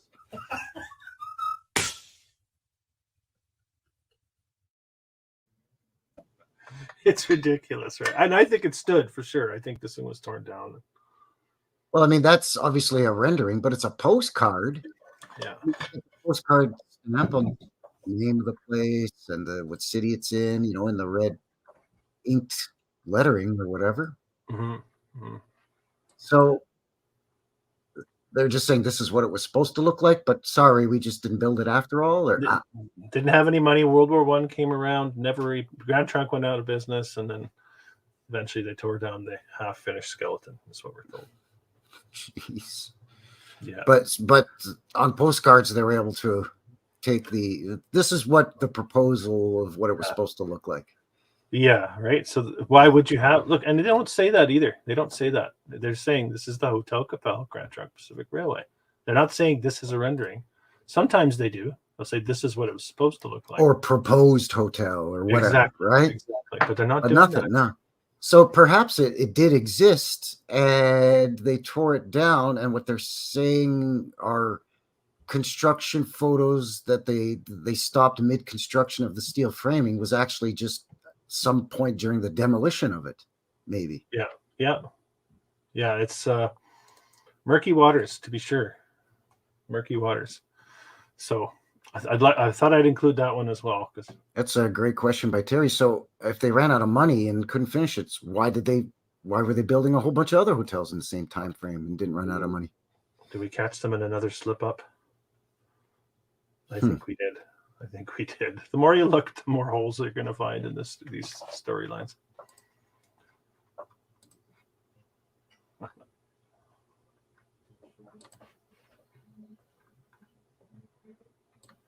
Yeah. They pulverized it rather than hand it over. Yeah. Mm-hmm. All right. Are we ready for the last one? Last province? Heading into British Columbia. Beautiful British Columbia. My home, sweet home. I'm up here. For all of you that are wondering, I'm way up here, but we're going down here, down by the border. We're going to start in Vancouver. One of the 3 biggest cities in Canada, I guess. Vancouver's a pretty international city now, I suppose. Yeah, I think it goes Toronto, Montreal, Vancouver. So it's kind of a strange tale here. Officially, if you go to Wikipedia, they have 3 different versions of Hotel Vancouver. I found 4 versions. I'll show the them. first was in the 1880s or something, wasn't it? Yeah, Supposedly. let's talk about that one. And I'll try not to have any giveaways here. Here's the first one. Terry's saying we need a spreadsheet. Yeah. All the links will be in the description below. Oh yeah. There's a lot to hold on to here, but this is definitely our way of getting it all out there, right? Documenting it, I suppose. Yeah, here's the first one. Don't know the build date on 1888. Yes, yeah. And demolished in 1912. So what is that? Let's do the quick math again because we're good at it. 24 years. Right? Thank you. Yes. Yeah, 24 years. You're saying the first Hotel Vancouver, quite obviously stone down here, and looking like brick actually. It's hard to tell, not a great photograph, but I do have this as well. Supposedly the front entry of the stoop. People were working in the hotel. Yeah. Nice big arch there, big stones. Yeah, nice. Stonework. You can see that. Like that's old world, screaming old world at you. 24-year lifespan for that building. Really? I wonder what the reason they gave for tearing it down. Like, because often they say, oh, the city outgrew it, so they tore it down rather than just expanding, right? So was it deemed unsafe? Did it burn down? Like you said, there's no information. No, it's vague, and it's a very young city too. Like this doesn't have a deep history, Vancouver, as far as all that goes. So it's a bit strange, right? So that's all I have really for that one. We're gonna move to let me just think which direction I want to go here. I'm gonna throw a little curveball just to show you. I said I found 4, but if I can find it. Well, let's go to the second one. We'll go to the second one. This is Hotel Vancouver, the second version. Opened in 1916. Demolished in 19... And this is the one that they're saying is officially the CP Rail Hotel, whereas the other one predated the rail. Yeah, okay. Yeah. So this is go ahead. Yeah, this is officially, according to their story anyway, is officially the Canadian Pacific Railway Hotel. Yeah, okay. Stood for 33 years. That massive they built that massive thing and they only left it up for 30 and a handful of years, really? 33 years, 1916 to 1949, they're telling us. Look at that entranceway with those arches. You just pull right up to the front.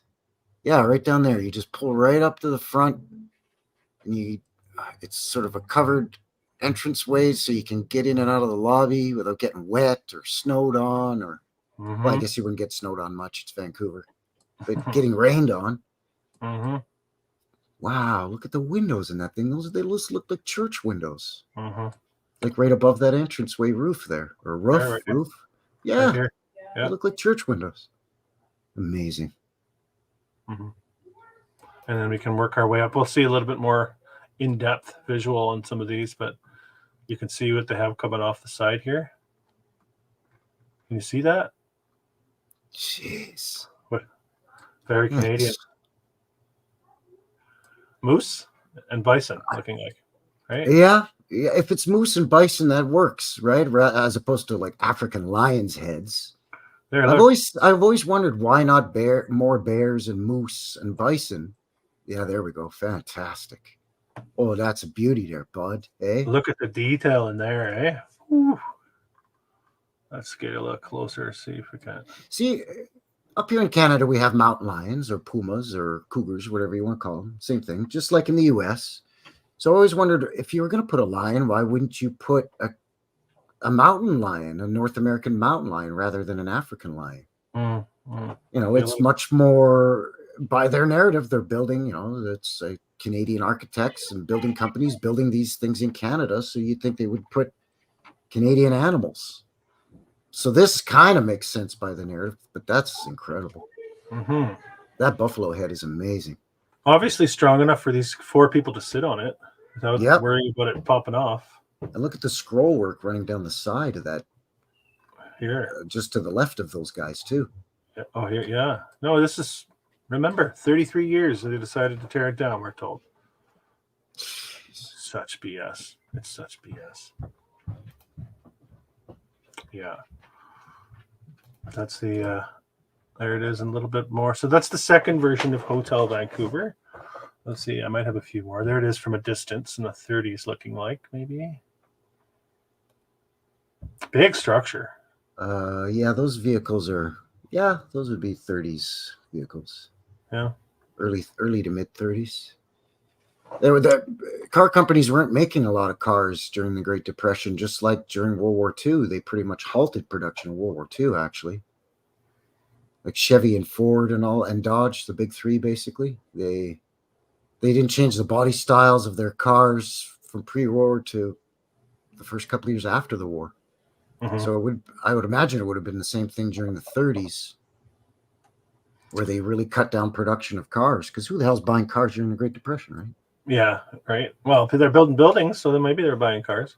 Maybe they should have been buying trucks and tractors. Yeah. Here's a good panel before I move away from Hotel Vancouver version number 2. Just the side of the building with the bison and the moose and the detail. Oh my God. That is incredible. It's no wonder that is some serious detail. Yeah, no wonder they had to knock it down. They're like, dude, we can't let people see this. There's too many questions to have to answer for. That's right. And then the rooftop. Yeah, it's just amazing. Amazing structure. Look at all those pillars up there. And you got to have like, it looks like a rooftop gardens up there. I bet you those are penthouse suites with rooftop gardens. Oh yeah, they look like a nice place to be. Yeah. Yeah. Wow, man. Imagine the view you'd get of the Vancouver Harbor and all of that. Like, come on. And you can see the background here. It's all old world, a lot of structures, mansard roofs, domes, and you can see cathedrals and stuff in the background. And incredible, man. Incredible. I did a Vancouver video though as well though too. So a lot of surprises there. This is the one I wanted to show you because they have those 3 versions of Hotel Vancouver. But this is a 4th version, and I can find no other trace of it but this. So CPR Hotel. Mm-hmm.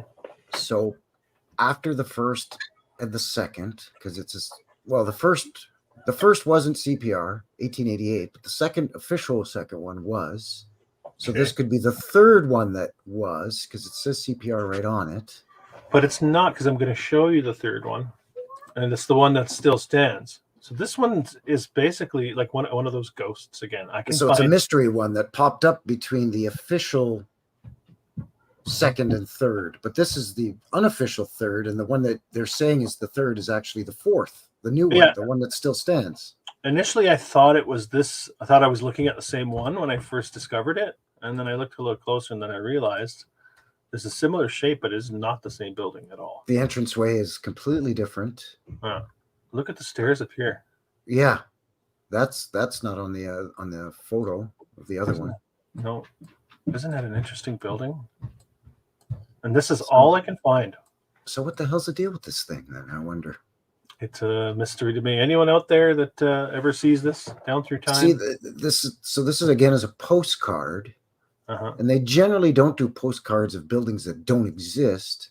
And also, I'm noticing that in the foreground of the postcard, there's cars, not horse and buggy. Yeah. So it's definitely 20s or 30s. Mm-hmm.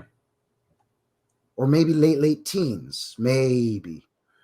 But let's face it, Vancouver, Canada, more people had cars in the 30s than in the 20s. Mm-hmm. Cars in the 20s were still kind of rare and a luxury, unless maybe you're in Toronto or something like that.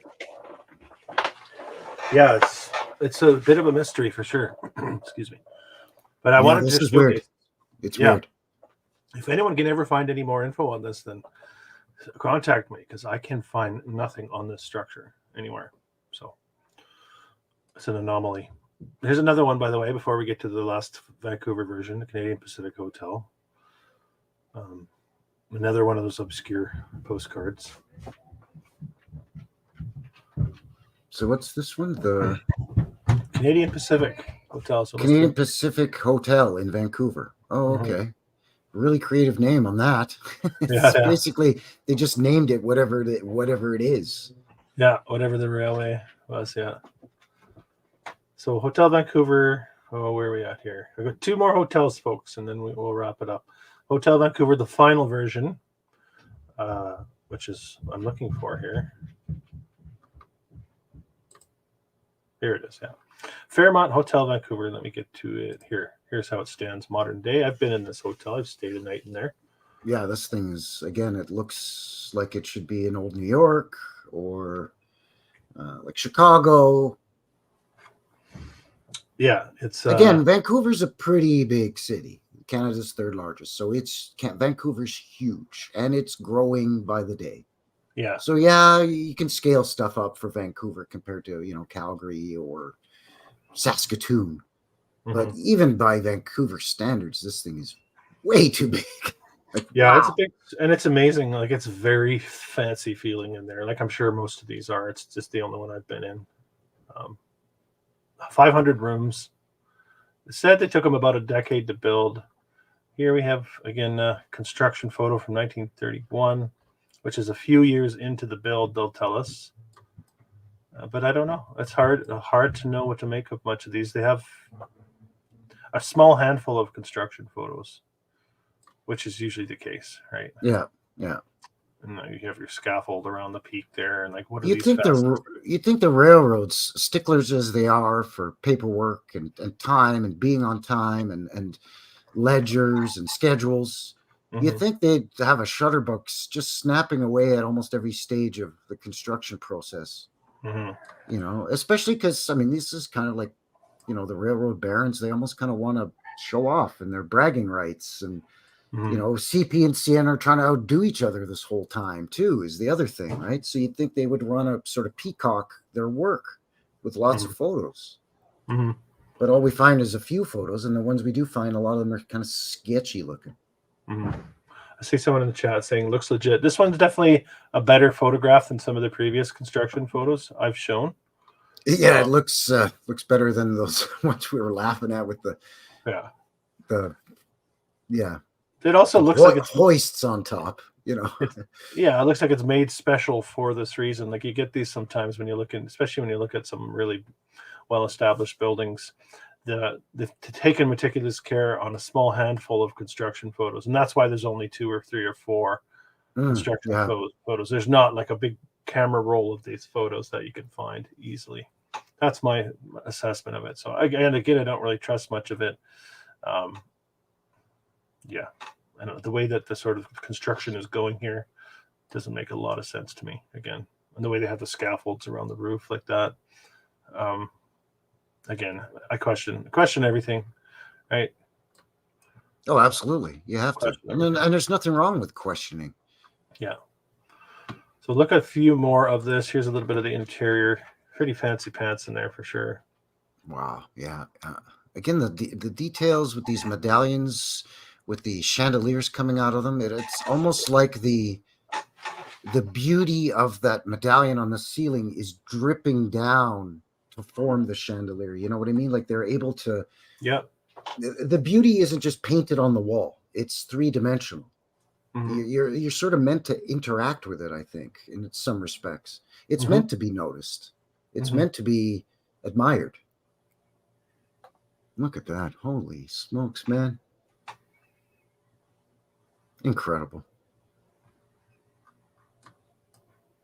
Absolutely incredible. Somebody asking me in the chat, Old World Hastings asked me, please show some real construction photos you do trust one day. All right, if I can find them from that time period, I'll let you know. Yeah, why is half the building painted during construction? Yeah, that's kind of weird too, right? It's choppy. The procedure is choppy, the way they did display a lot of this in these photos. Almost like a renovation photo, yeah. And then they put it as it's a construction photo, but it's a reno photo, maybe. Sure. Yeah, this is when you go in this hotel, you feel like royalty. Like, you have that feeling like you're, wow, this place, I better not scuff, I better not dent anything, I better not chip the marble. That's how it feels when you go in this place. Everything feels immense. The columns are large and, intimidating. Mm. Yeah. Here we have both of them, the first and the second, standing at the same time. Right. You don't say. Look at that. Okay. So Mhm. at one point, there was simultaneously 2 Hotel Vancouvers. Mm-hmm. No, I bet you that wasn't confused. I mean, we're already kind of confused by the narrative because you found 4, but they're saying there was only 3. Mm-hmm. Mm-hmm. And 2 were standing at the same time. Yeah. So you get off the train at the train station in Vancouver, let's say, coming from, I don't know, Calgary or Toronto or wherever, or somewhere in the States. Mm-hmm. And then you get in their cab and you say, "Take me to Hotel Vancouver." And the guy turns and looks at you and says, "Which one, buddy? I don't know which one you want to go to there, eh? Yeah. Hey, bud, you got to be more specific." And you're like, "What?" 1 or 2. The Hotel Vancouver, man. What's wrong with you? Yeah, there's 2 of them there, pal. Which one did you book at? That's right. Yeah, which one did you book at exactly? You're running back and forth up and down the avenue. Check this one out in the foreground too. Like, it's all old world. Look at this. You can see detail here. I don't know what it is, but you have the street side facade. Even down here, you've got little arch windows, brick detailing, old world. And then again, those big wrought iron and glass canopies. Yeah, it's all right. We've come to it at last, the final hotel in our journey across Canada. Let's get to the map. And we're going to dip below the 49th parallel to Victoria. And then just for the viewers, I'm going to plug some of my work here. I have done one on Victoria. I've done a video on Vancouver. And I've done one on Port Townsend right here. So I've hit that area pretty hard as far as old world construction goes. But let's take a look at Victoria. I lived in Victoria for a couple of years. I never lived in Victoria. I've been on the island a number of times. Nanaimo, Chemainus, Victoria, a couple of other places. Mm-hmm. I did live one summer in Vancouver itself. The company I worked for was opening a new location. And I helped to set up the new location. So they basically put me up they rented me a condo in Yaletown. Mm-hmm. So I was there for about a summer, like about 5 months, almost 5 months, but never lived on the island. It is beautiful, though. It is beautiful. It's a nice place for sure. Over 400 rooms in this hotel. 1904 to 1908 were given as construction time. It gets a little interesting as well because we have a couple phases on the build. Let me see if I can. So we have what they're going to call an original version. You can see how high the harbor is here. Actually, this is quite high. Yes. I'll try big blocks of stone again. Yeah. So let me explain this so this is the inner harbor in Victoria. You have these are massive stones, like 5 feet by 2 feet. This is a megalithic block harbor, inner harbor. You can see the 2 different phases here. And it's sort of surrounded by a couple essential old world buildings, I suppose you could say. This is the Capitol building, which sits to the right of this building as we're looking at it. So on here, that place, right? Jeez. Yeah. Come on, man. The Capitol building's ridiculous too. And then we'll jump back to the hotel though.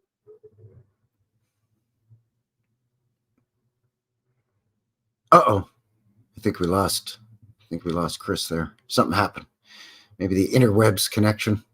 When you live right smack dab in the heart of the Canadian Rockies, the interwebs can get a little dodgy, I think. A little bit dodgy, to say the least. But that area that we were looking at is very, very interesting because there was a lot of scuffles between Canada and the US when it comes to that whole sort of lower mainland of British Columbia and parts of Vancouver Island as well. Excuse me, this whole area in here. There was border disputes, prior to the War of 1812, but also there were skirmishes and fighting over some of this area during the War of 1812. And that's why there's a lot of star forts in and around here that I found. There's a lot of old forts. There's a lot of Hudson's Bay trading posts in and around here. So there was a lot going on, not only in Vancouver, but in Victoria and kind of all up and down both coasts of the island, as well as, once you get down into Washington State, over into Idaho as well. But really this whole area, there was a lot of disputing. So there's a lot of funny business going on. And that's why, there's such the presence, I think, of old world in and around Victoria, Vancouver, and some of the other areas in here. You're back. Good stuff. Did I freeze up? Something happened, and then you were there, and then all of a sudden you were gone. Yeah, it's the third time froze up on this chat. A couple more visuals for you, and then we could call her. Yeah, I was saying, when you're like right smack dab in the Rocky Mountains, the interwebs can be a little bit dodgy. Yeah. They can build stuff like these buildings in 2 years, but it's hard to get good internet service through a fairly good sized city in the Rockies for some reason. That's right. Even though there's supposedly satellites buzzing around above our heads all over the place, thousands of them. Yeah, right. Fiber optic cables is what I've heard. Yeah, that's probably more like it. I don't know if you guys heard much of what I was talking about. This, if you look closely, this looks like it's covered in ivy. Does that look like it's covered? Now, when you popped out, which building is this one now? This is the Empress. The Empress in Victoria. The Empress Hotel in Victoria. Okay. Yeah, I know it's hard to tell, but it looks to me like this is like almost completely covered in ivy. You can see the bit of a fuzziness to the building. Yeah, it does actually. It does look like it's covered in ivy. And this is an early time period again, where how many years did it take for that to be covered in ivy like that? Massive stacks in behind there. Some interesting stuff. Pretty incredible. Yeah, that place looks also very castle-like. Yeah, no, it's very fancy. It's very British, very monarchical. I have been in this as well, not stayed there, but I have been in the Empress to the tea lounge. You can go and have high tea in the tea lounge. Oh, lovely. I say, that's lovely. Was this a CN or a CP? CP, I want to say. Oh, did I lose my link? Oh, I'm not sure now. Let me find it. No, it's okay. It's not a big deal. Yeah, CP. CP. Okay. Yeah, it's kind of what. Generally speaking, Alberta and BC, the majority are CP. Yeah. And Quebec too, because they're based out of Montreal. Yeah. Well, this is just an interior. This is the government building next to it. So that's a whole different story. But this whole area, this is why I wanted to feature it. So the Empress would be to our left here as we look at it. This building here, looking like a Greek Parthenon, maybe. Yeah. Yes, it does. Is the rail terminal and the ferry terminal. Sorry, not the rail terminal, the ferry terminal or the steamship. So this is where you would dock. Big steam-powered paddle boats. Yeah, they would come in. I think I have a visual of it. I'm just looking. We had those here in Alberta too, in Lake Athabasca. Oh yeah. Yeah. Here it is. Here you can see. This is the building I was highlighting there, and you can see the big steamships coming in. This is where they would dock. So CPR. What the hell is even that? This is on the island, Vancouver Island of British Columbia, right? Yeah, you're just gonna put a Greek Parthenon right there on Vancouver Island in Canada. Why not? Jeez, look at that thing. Yeah. Wow, this is the first time seeing of that thing. I didn't even know. Yeah, the whole inner harbor is beautiful there, and all downtown Victoria is just riddled with old world architecture. So that's the end of my file.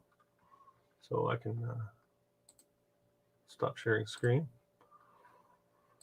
So that was a trip. That was 4,000 miles of opulence from east to west.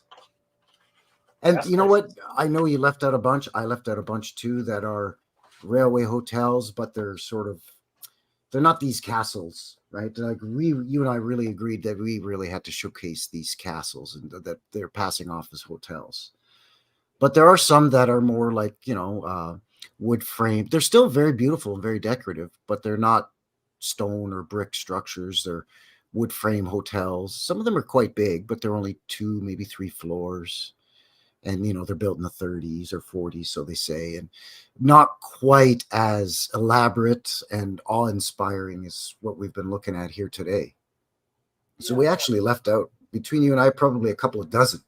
Yeah, definitely. But they're on that list that's the link is in the description. It's from the official, it's the Wikipedia, but it lists the 3 major railway hotels. Again, CN, CP, and then the Grand Trunk Railroad. Yeah. And then a couple of others from other companies that some of them are also very castle-like, like the Prince of Wales one that I showed in Waterton, for example, or the Windsor in Montreal. Yeah, I think it was really important for us to do this, to bring all these to the forefront and get the timelines in there and the visuals. And there's too many stories in here that it's just not well enough explained for us, the timelines and all these things. So I think it's really important to highlight the question marks. Yeah, I think so too. Your volume is kind of low again. I think that happened the last time you accidentally got bumped off the stream. How am I doing now? Better? Oh, there you go. Yeah, now we're talking. Weird. Loud and clear. That's what happens when you pass 10,000 subs, Frankie. Yeah, YouTube starts screwing with you even more than they probably already were. Can you still hear me all right? Yep, loud and clear. Yeah, can you hear me okay? Yeah, oh yeah. Okay, how about in the chat? Are we both still coming in loud and clear? Hopefully everybody's still enjoying things. This was a mind bender, man. Like, wow. I'm really, there are 42 people watching approximately. Thank you very much. That's between Chris's channel, Old World Exploration, and mine, New West Reset. So we're broadcasting simultaneously between our 2 channels, which is what we do for this show, the CANUCKLEHEADS here. Episode 5. Thanks for joining us. This was absolutely amazing. Glorious Canadian castles passed off as railroad hotels from coast to coast, man. Yeah. And the next one will be Brandon, right? Yeah. You know what? I want to just quickly again pull that up on the map because I kind of screwed up its location earlier, but a subscriber had talked a little bit about Brandon and had sort of requested it or mentioned Brandon, Manitoba. And as mentioned, you and I had come across some wacky stuff that had to do with Brandon anyway. So we thought the next episode 6, maybe we could have a look at Brandon. So let me just pull it up here and share it with you real quick. Share it right quick there, bud. Right quick. See it right? Oh, come on. What happened to it? Boom. There we go. So there's Brandon, Manitoba. Get out of there. Brandon, Manitoba, not Carnegie. There's Brandon right there. So originally I thought it was over here, sort of. So I was way off. And I didn't think that it was on the Trans-Canada. But it is, actually. Well, it looks like they have a ring road maybe that goes around it now. Oh, yeah. But, yeah, Brandon right here. So, again, sort of right smack dab in the middle from east to west, right in the heart of Canada here. Yeah, another Manitoba we're going to look at. Wow. Second spotlight on Manitoba for us in this series. Yeah, because Winnipeg had a lot of surprises too, didn't it? Yeah, it sure did. Yeah, some old roots in Canada going into Winnipeg or going into Manitoba as well, right? With the rebellions and. Yeah, absolutely. There was a lot of skirmishes and scuffles with Indigenous First Nations people, but also with Métis, and there was a few rebellions. The Red River Rebellion, probably the most famous. Louis Riel. So yeah, there was a lot going on And with Winnipeg being, not too far away and being a major hub, transportation hub in Canada, old world and modern world, and with Brandon being sort of on one of the westerly arms of those transportation hubs, guess shouldn't be a surprise, Mm-hmm. But I think we're still going to find a lot of surprises because, it is what it is, right? You go digging around, poking around, and do even just a slightly deeper dive. And there's just, look how many crystal palaces we found in Canada. There was 4, like it's ridiculous. Montreal, 2 in Toronto, one in Hamilton. Yeah, it doesn't take much when you start to dig, right? It's there. You just gotta want to see it. Gotta want to look at it. Yeah. Maybe we should sign off, eh?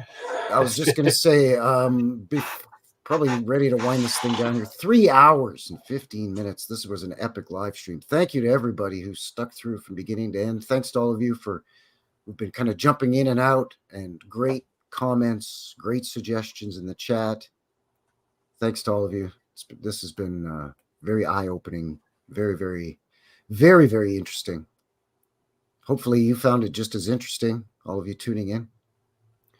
So yeah, the next episode next month will be Brandon, Manitoba, by the looks of it. And what else you got going on your channel? By the way, congrats again on 10,000 subscribers there, sir. Very good. Yeah. Way before Thanksgiving. Yeah, Very I know. nice. I appreciate it. Maybe YouTube's going to cap me now. I'll sit at 10,000 for the next 2 years. You watch.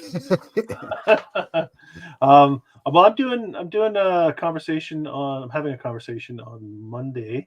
Record a conversation with a gentleman, a chiropractor out of South Carolina. I'm probably going to broadcast that over on my Rumble channel. I'm going to have basically too hot for YouTube conversations that I'm going to post over onto Rumble. We'll get into topics that YouTube doesn't like, so I'm going to probably keep those away from YouTube.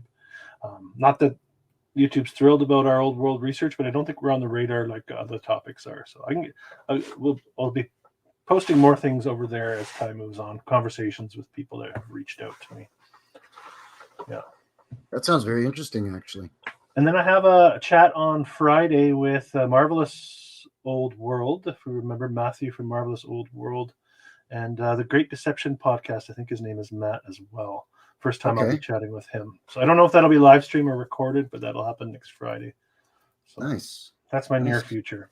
Yeah. Yeah, that's cool.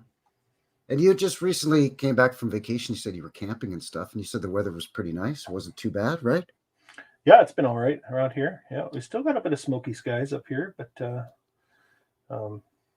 warm day today, but it changes from day to day. We're moving into the fall. There's no question. You can feel it in the air. So. Yeah, it's that time of the year, isn't it? Even over here, too. It's kind of chilly in the morning where maybe you got to throw a hoodie or a windbreaker on or something. But you can still wear shorts, eh? No problem, bud. And then during the day, you got to lose the hoodie or the windbreaker, throw it in your backpack or whatever. And then by the evening, you got to bust that out again, right? Yeah. So layers. Yep. Yeah, it's that funny time of year where you're still cooking at the height of the day when it's still in the high 20s, low 30s Celsius. But the mornings and evenings drops below 10. You were saying it got close to 0 a couple of evenings there. Did, yeah. 0 Celsius, it's like dew point, that's freezing, right? 0 Celsius, water freezes. So, brr. Yeah. A bit early for that, but it was yikes. Cool. Yeah, no, I don't like that. Just had some question in the chat as channel links, so I posted the links for both of our channels in the chat. Chris over at Old World Exploration and myself, Frankie, New West Reset, as well as they are in the description below. Should be on both of our channels. How you can get in touch with both Chris and myself through our various accounts and whatnots and emails and so on and so forth. Yeah, I'll add my Rumble one to the About section on my page. I haven't done that yet. There's nothing on there yet, but once I put a video up, I'll get it on there. Just started that, so.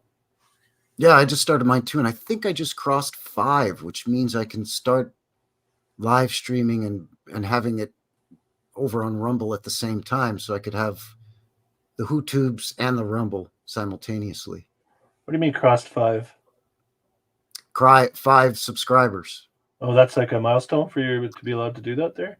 Yeah, to be able to broadcast it through, let's say, StreamYard onto BitChute. You can upload videos, as many as you want or whatever, but I think I remember reading that you have to have at minimum 5 followers or subscribers or whatever to stream. So yeah, good to know. And are you on you're on BitChute too, aren't you, or no? No, No. you're not on BitChute. No, I have an Instagram, but I don't use it a lot. Yeah, okay. Just visuals, right? But mostly just YouTube. Yeah. BitChute's pretty good. I like BitChute. It's pretty busy over there. There's a lot of folks over there on the BitChutes. Yeah, people that got disgruntled with YouTube, I think, and parked out in BitChute. Yeah, people that don't like YouTube, they don't like Google, so they can get onto BitChute through another search engine and log in, and everything's hunky dory over there.